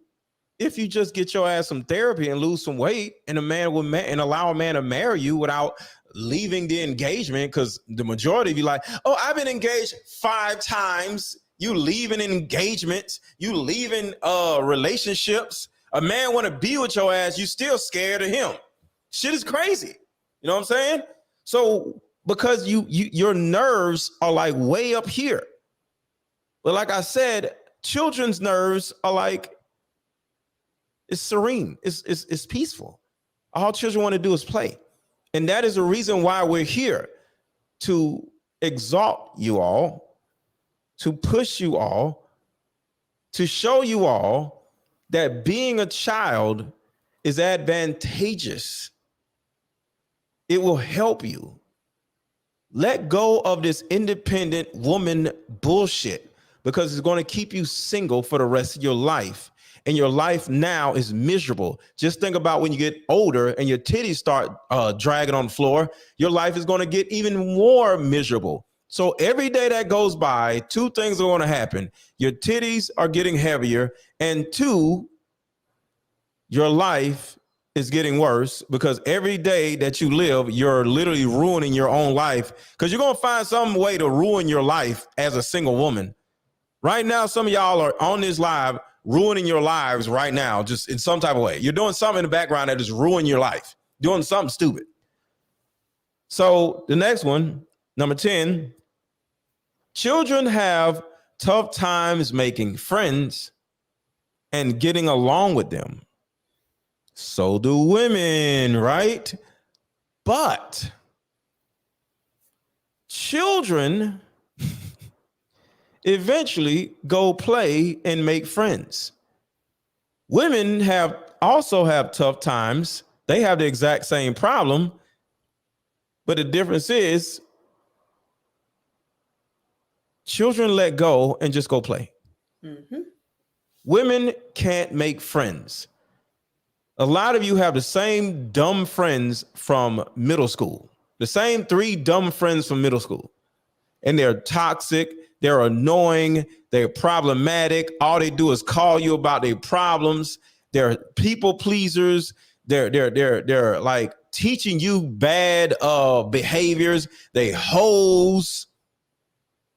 And you're sitting there worrying about your friend because she's your friend, but it's not necessarily you worrying about your friend. It's about the fact that your friend is literally ruining her life in front of you, and you can't do nothing about it. And you feel sad for her. But the reason why you're so connected to her, because you're also ruining your life and making the same bad decisions over here. So y'all feel like y'all have this sisterhood because both of y'all ain't got no damn sense. But if you let go of this dysfunctional friend and go find new friends, I'm sorry, I didn't mean to say that out loud. Because I know it's sacrilegious for you grown women to find new friends. I know y'all don't know how to do that. Children do, but y'all grown ass women don't. If y'all were to actually go out and find new friends that aren't stupid and dysfunctional, you'll have a better life. You'll finally learn something.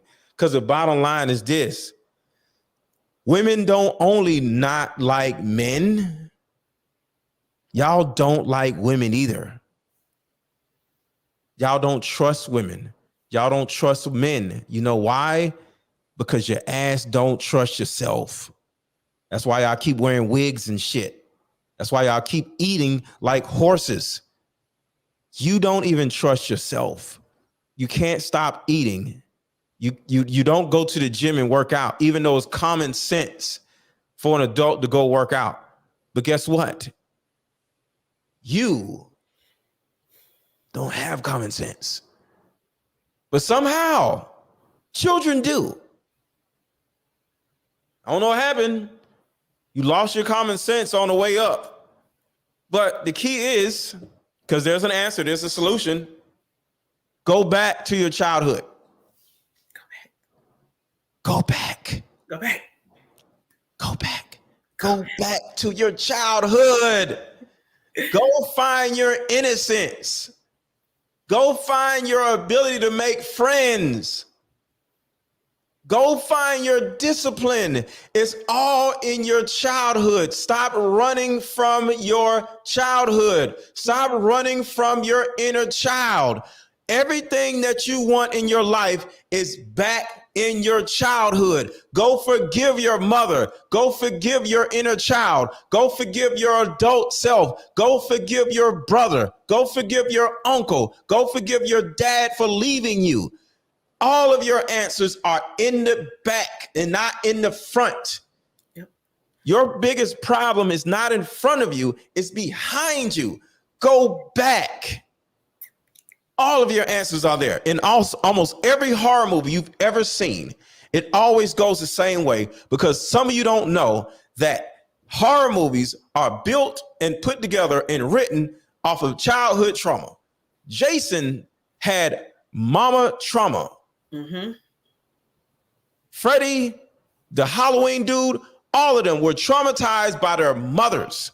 Virtually every Disney movie has something to do with mama trauma. Cinderella, her mom was treating her like crap and her sisters better than her. You can name any Disney movie you want to. It's always some evil ass woman ruining the woman's life. Rapunzel, she's stuck in a damn castle. Name any of them. They all have mama trauma, and you do too, but you are running from your trauma because you think running from your trauma, like in the horror movies, is going to get you where you want to be. But just like in the horror movies, guess what? The monster always catches up to them. And in the middle of the movie or near the end of the movie, the way they're able to fix their own problem or defeat the monster, do you know what they do, Shay? Because you may not know. No. They go back. They go back. It makes sense. They go back to the hole. They go back to the insane asylum. They go back to the mother of the killer. They go back. They have a seance to go back. They do something. They go to this old city, the old town. They knock on somebody's door. They go back. Yeah. They go back to the beginning of why this ghost is haunting people. And when they find out why the ghost is doing all this stuff, the movie ends. The ghost goes away. The ghost is now at peace. The monster just disappears. Even in the vampire movies, in werewolf movies, do you know how to actually kill a vampire or to get rid of a werewolf? I mean, I know some of the ways they say to get rid of it, like sunlight for a vampire, stabbing him in the heart. No. You kill the vampire that made him. Yeah. Made him. Yeah. Same thing about werewolf. If you don't have you kill the first werewolf that actually made the other werewolves, and all the other werewolves are turned back into people. Mm. You women are vampires. And your job is to go to the vampire that made you a vampire. And when you deal with them, you turn back into a human. Yeah. And like you said, and that's where that fear comes from, that women being afraid of going to their past, they're embarrassed by their past. But in order to be better and do better and get better and grow, you have to be accountable. You got to go back to where it was ugly. Like we said, go back to where it was ugly, because you're also going to find some really beautiful things in there. You're going to be able to pick up those things like, man, I forgot that was there. Like, let me take this on with me, because the younger you was happy. You remember being happy. You remember being carefree. You remember the joy that you had when you were younger. Everybody wants to feel that again. So yeah, there's benefits to going back. It don't have to be so scary, y'all. You can go back. That's all y'all got to do. All y'all got to do is go back. And I want to tell y'all something. I just looked down. It's 2:56. And I'm done, right? The timing was so dope. I just looked down. I'm like, yo, it's 2:56. That was dope. That was a really dope show. We got 4 more minutes. I ain't even pay attention. I was just going. You was just going.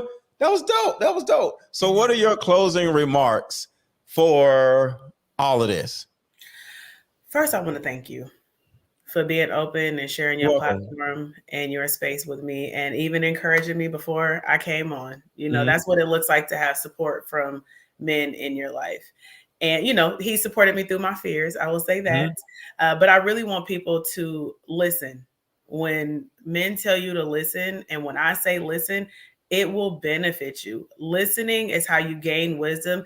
It's how you grow, and you can actually learn something. So don't be so quick to shut somebody down because they're saying something that you might not like, or maybe it hurts, but you need to figure out why it hurts. Oh, he said that. Would that make me feel some kind of way? Why? You should have to say why. Why are you triggered? Let's ask questions. What happened to you, right? What happened? What happened to you? Yep. Yeah, and that's all I wanted to say was just a thank you and just to encourage people to actually listen. And if y'all want to follow me on Instagram at Shay is Love, that is where I post most of my content. But I'm trying to make my rounds with YouTube, Facebook, and all that. Facebook been kind of popping for me lately, so I'm feeling that right now. So I'm also about to come tackle YouTube. So you guys will see a lot more of me on whatever platforms you enjoy consuming content the most. That's what's up. That's what's up. So thank you for pulling up on me, Shay, and allowing me to be your co-host. This was really dope. So I'm going to hang around just a little bit if anybody wants to come up. And other than that, I will be out of here. But thank you so much for pulling up. Yes, you are welcome. I'm about to go rest and relax. I want to relax. I'm having one of those days. I just want to. Yes. But thank y'all. I love it. All right, have a good one. So I'm going to hang around just for a second if anybody wants to come up and talk about this situation. And I think this was a really dope conversation for us to have. And I wanted to make sure to have it was actually Shay's, it was her idea to do this particular show because I was like, let's do it. Because I think it's important for us to have these conversations with the opposite sex. And I think I'm one of the few people on YouTube that actually is able to do that. I know people have forums and a bunch of people up on their show, but just to have a man and woman discussing certain issues about life, I think that's important because sometimes, it's cool to have a panel of people on a show, but when it's 2 people and it's not 8-10 people, to a certain degree, I think it's special because you can really listen to the man and really listen to the woman, and we can both read comments or whatever and go back and forth about different things. So I think that part right there is very important for me to be able to do. And I love having female friends to be able to just have up on my show. Sometimes we just be on the phone talking. I'll be like, yo, let's do a show about this. And they be like, all right, cool, let's go. You know what I'm saying? So Alex Jenkins, you said you coming up, hit the link and you can come up, but you got to show your face. So I dropped the link in the chat. If somebody wants to come up, you can come on up, but I ain't gonna be here all day. But I just wanted to give y'all opportunity to pull up on me. And of course, if anybody enjoyed the show, drop a super chat or either send a cash app, Aaron 1000. I'm about to read the cash apps now. So as I wait for anybody to come up, I'm going to read the cash apps. I got like 4. I appreciate y'all for doing that. So, Shantae, thank you for the $20 cash app. Victoria, thank you for the $10 cash app. Ryan, thank you for the $50 cash app. And JR, thank you for the $20 cash app. I appreciate you. Born Power, thank you for the super chat. What's going on, brother? Hey. Nothing. It's just I agree with what you were saying. It's just most women, they're not going to accept the truth because of the way you deliver it. It's okay. And I mean, don't get me wrong. I agree with what you're saying because women, they really don't understand how men think and how men really feel. You try to be nice to them. You try to tell them the truth, but yet they don't want to hear it. And then they got a problem with the way you say it, the way you do it, the way everything. There's always a problem with them. Well, hold on. I want you to just think about this.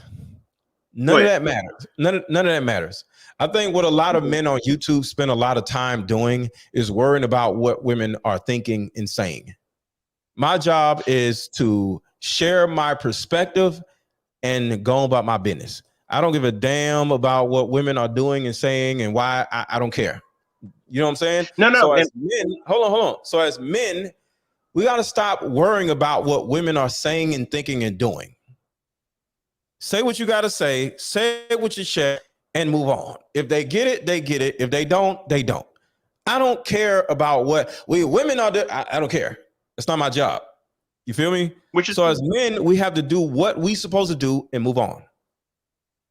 Which is true. But like I said, if you can't really reach them because they're in their own emotions, that's the thing about it. I mean, even though that you're speaking all the truth, I don't have nothing negative to say whatsoever. What you talking? I don't care. I know. I know. I get you. I don't care. Well, that's all. Because people like you'll reach more women. Okay, cool, whatever. You know, because the thing about it is, I don't pander to women and I don't pander to men. You know, so because I care about my community. Because when you start pandering literally means ignoring.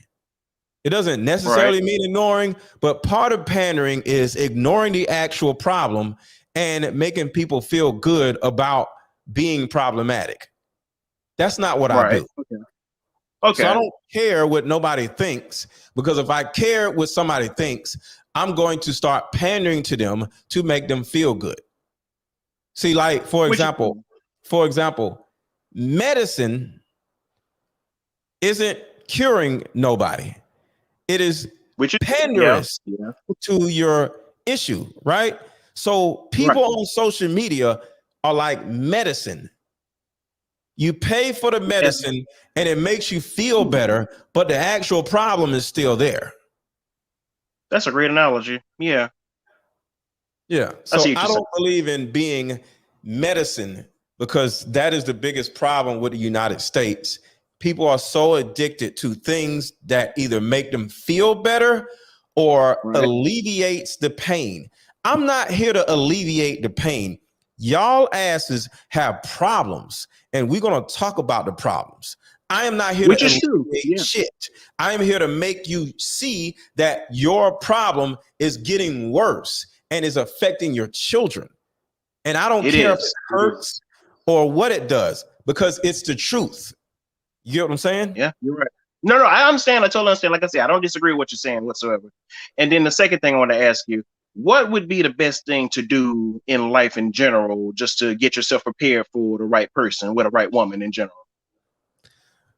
The more confident you are in your own life, the more ready you are for a woman. As a man in particular, go to the gym, trim yourself up, go to the barber shop.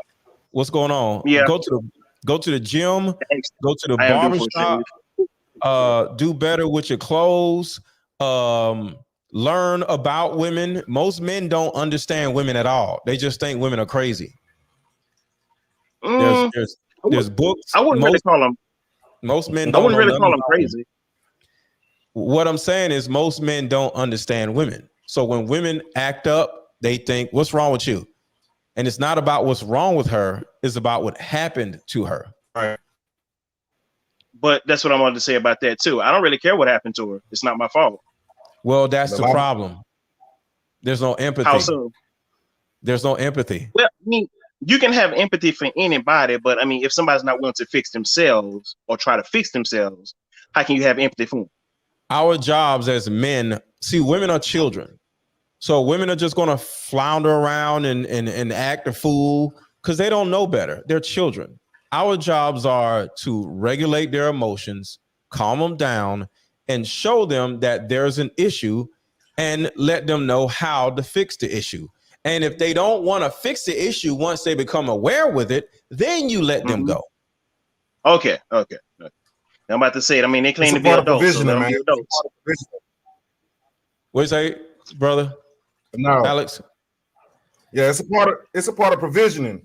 That's what comes along with a man. A man comes with provision in order to take care or take on a woman and their emotions and many different traumas they come with. You got to be able to provide a provision for them and lead them in the right direction and calm them down when they get all out of control and out of whack. Because most of the time they're gonna do that. They do that every day. Every day. Mhm. But the problem for me is that they insist on telling me how bad we are, but they don't want to listen to what they're bad. Stop. They do this What? because you're not providing a solution. Right. See, women are going to whine and complain when there's a problem. You alleviate the problem, they won't whine and complain. So See, what's the problem? The problem, they are the problem. We are the problem. The air is the problem. Women are like deer. Damn. They're just walking around like eating grass and shit. And the only time they really think is when a lion is trying to get them. Other than that, they a man, like, he plans, he organizes, he strategizes everything, right? Do y'all think differently when y'all walk into an expensive store, like white people looking at you? No. That's in the back of your mind. That is expected in my book. I just, the country. That's what I'm saying. So even when we walk into a nice restaurant or whatever, we know we're a black man. We know that somebody's looking at us. So we have an innate understanding of our environment. Women don't. They just do. They have no idea what the hell going on around them. So our jobs is part of protection is to show them where to sit, where to go, and how to think. Like Queen Sheba, I don't know if y'all, she's on YouTube. She told a story about how she was in a store and there was two dudes trying to get her, right? She called her husband and said, "What do I do?" And he told her what to do. So we think for women. But if you can't think for yourself, or if you can't think for a woman, she's forced to think for herself. And that is when women get upset and frustrated because you are not thinking for her. You show her what she wants to eat every day. Women don't know what they want to eat every day. Women don't know nothing. And your job is to literally think for your woman. So the issue is power, pretty much. No, the issue is everything. And your job is to stop. Your job as a man is to be responsible for everything in her life. Her mama, her sister, her cousin, her car, her apartment, her kids, if she got kids, everything. But if you are not responsible for everything in your life, you're either going to be unable to be responsible for everything in her life because you're not responsible for everything in your own life, or you don't have the bandwidth to add her to your responsibilities. Because all you want to do is like, oh, they did. Who cares? I don't care what a woman is dealing with. You're right. A woman comes around me and instantly feels better about herself. Why? Simply because of my presence. So with that said, you said I shouldn't care about what they think or do, but yet I should pretty much take control of everything that they're doing. Because what they're thinking and what they're doing means nothing. It's about what you're thinking, what you're doing. Okay. When you're doing something, okay, think about this. A person gets on a bus. Okay. What do? Pay their fare, sit down. They sit down. Do you care what the bus driver is thinking and doing? No. That's a man. Sit. You no longer think when you get on the bus. You no longer do. You just sit down and put your headphones on, look out the window. That's a woman. That's her whole life. When you marry her, she just sits down somewhere and looks out the window and enjoys the view with her headphones on, playing her music. That's it. Damn. Okay. What's more dangerous? A woman out in a cold, windy, and it's crime when she's walking to her destination, or is she safer getting on a bus, sitting down, and putting her headphones on? Obviously, the second option. That is a woman's life without a man. Okay. Things can go wrong on a bus, but most likely things don't go wrong on a bus.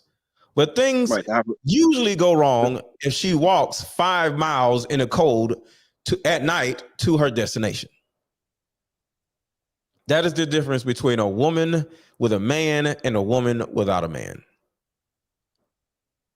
So pretty much we take responsibility for everything they do, everything that they do.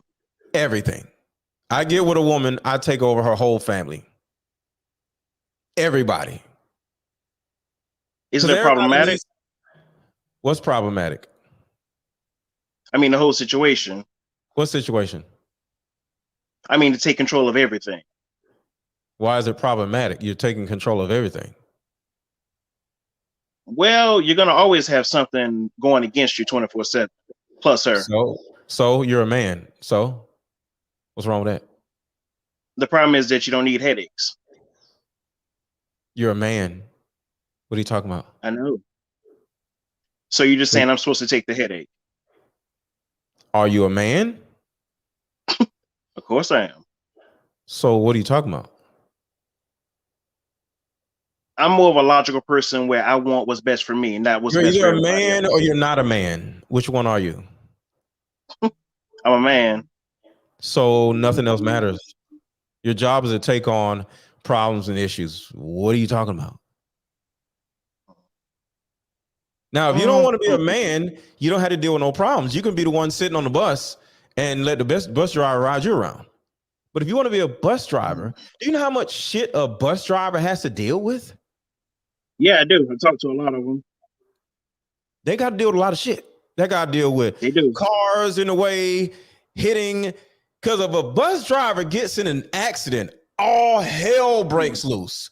Because you're on a big ass bus. Buses never get in accidents. Have you ever known that?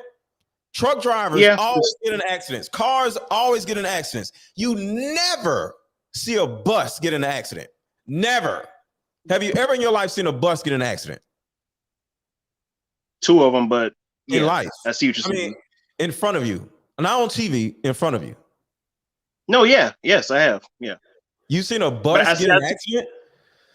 Yes. Like I said, I see where you're coming from, but yes, I have seen a bus get into an accident, 2 of them. Okay. But 2 times in your entire life. Yes. I've seen buses hit cars. Yes. Okay. So my point is, you either never or barely ever see buses get in accidents. My point is because they know what they're doing. They know how to turn. They know how to stop. They know how to yield. A bus is almost bigger than a truck because it's more important because it's holding people, and a truck is usually holding freight.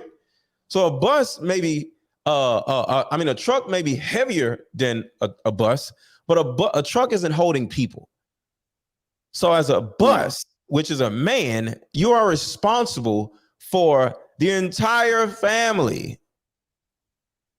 See, a woman's entire family is on your bus and not just a woman. And you sitting around worrying about some headaches. That's what life is, sir. Well, how can I say this? I thought that the woman would make it a little easier to deal with certain things. Why? I feel like women have a responsibility just like men have a responsibility in relationships. No, you're responsible for everything. Her job is not to make you happy. Her job isn't even to make your life easier. Her job is to help you challenge yourself and support you as you're challenging yourself. So the harder your life gets, she's more supportive, but she doesn't make it easier. It's just more support as you get more challenging things in front of you. But support does make things easier. No, it doesn't. Support. Let me give you an example. Do you go to the gym? Yeah. Okay. How much can you lift on a bar? Let's see. Bench. My max for right now is 240. Okay, 240. If I push hard, yeah. When you have somebody to support you, would you lift less or would you lift more? Lift more. Which means that person does not make it easier. That person supports you as you make your life harder. Okay. More weight is more difficult. But when you have that supporting person to tell you you can do it, you got it, one more, oh, you got it, I believe in you, you put more weight on that bar. That's not easy. That's hard. That's scary. So no, a woman does not make your life easier. She supports you as you make your life harder, as you challenge yourself. Okay.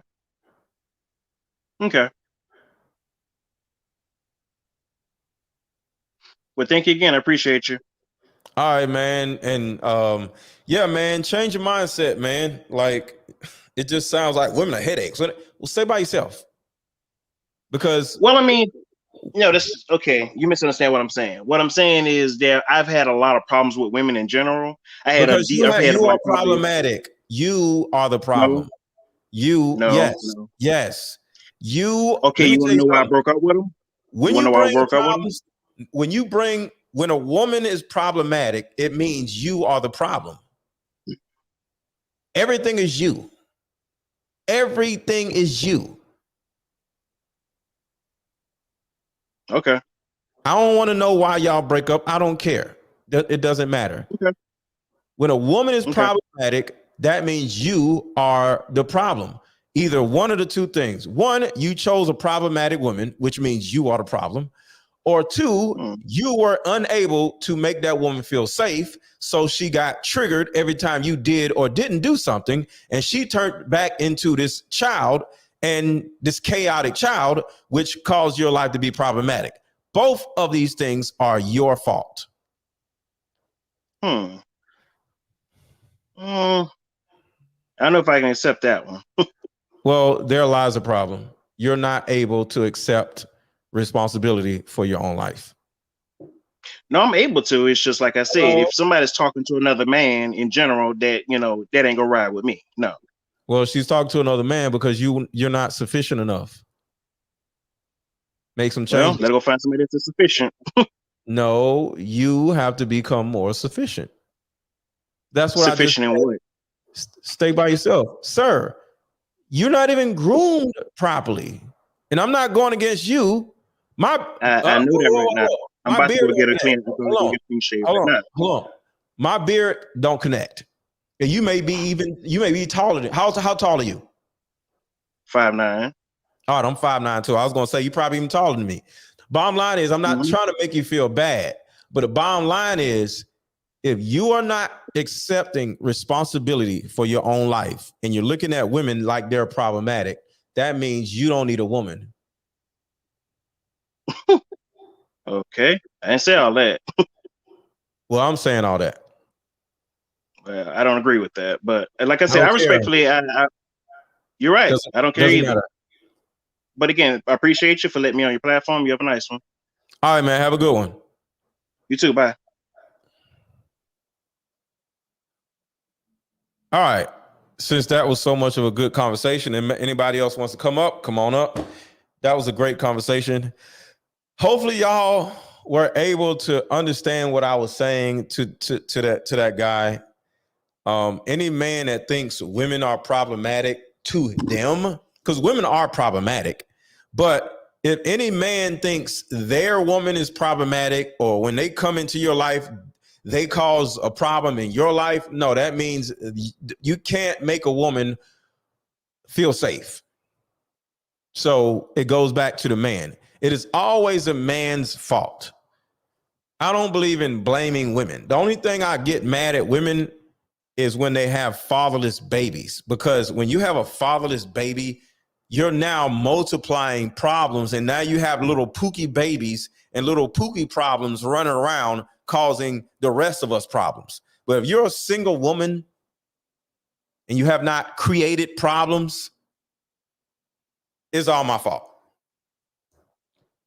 Tori, come on up. Tori says, talk to me. Hello, just hit the link. I'm about to go.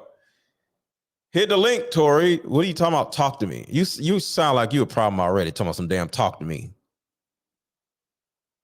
A man would click the link.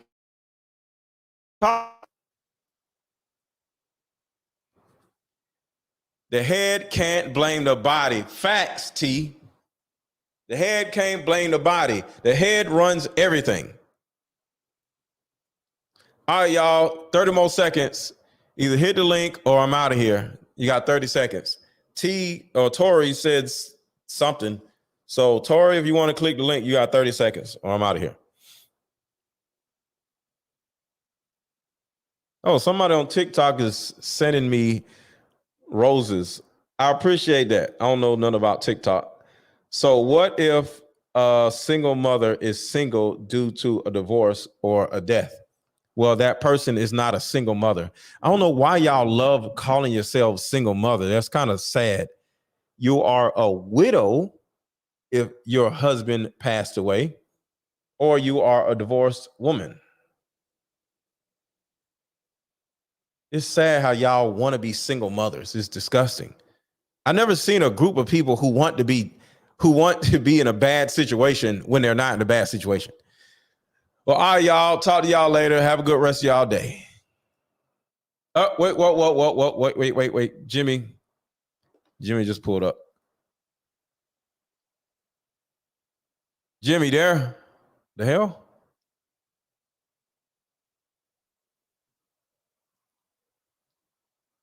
What happened? I see Jimmy in the background. All right, Jimmy, try again. I don't know what is going on with your phone. Something went wrong. Y'all hurry up. I was just about to hit the button and Jimmy came up. Something's on his phone. So if you want to come up, hurry up. Come from the go. Give y'all a second to come up.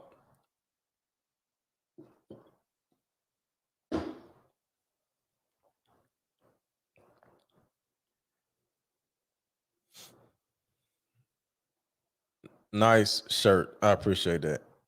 I'm seeing if somebody has some questions.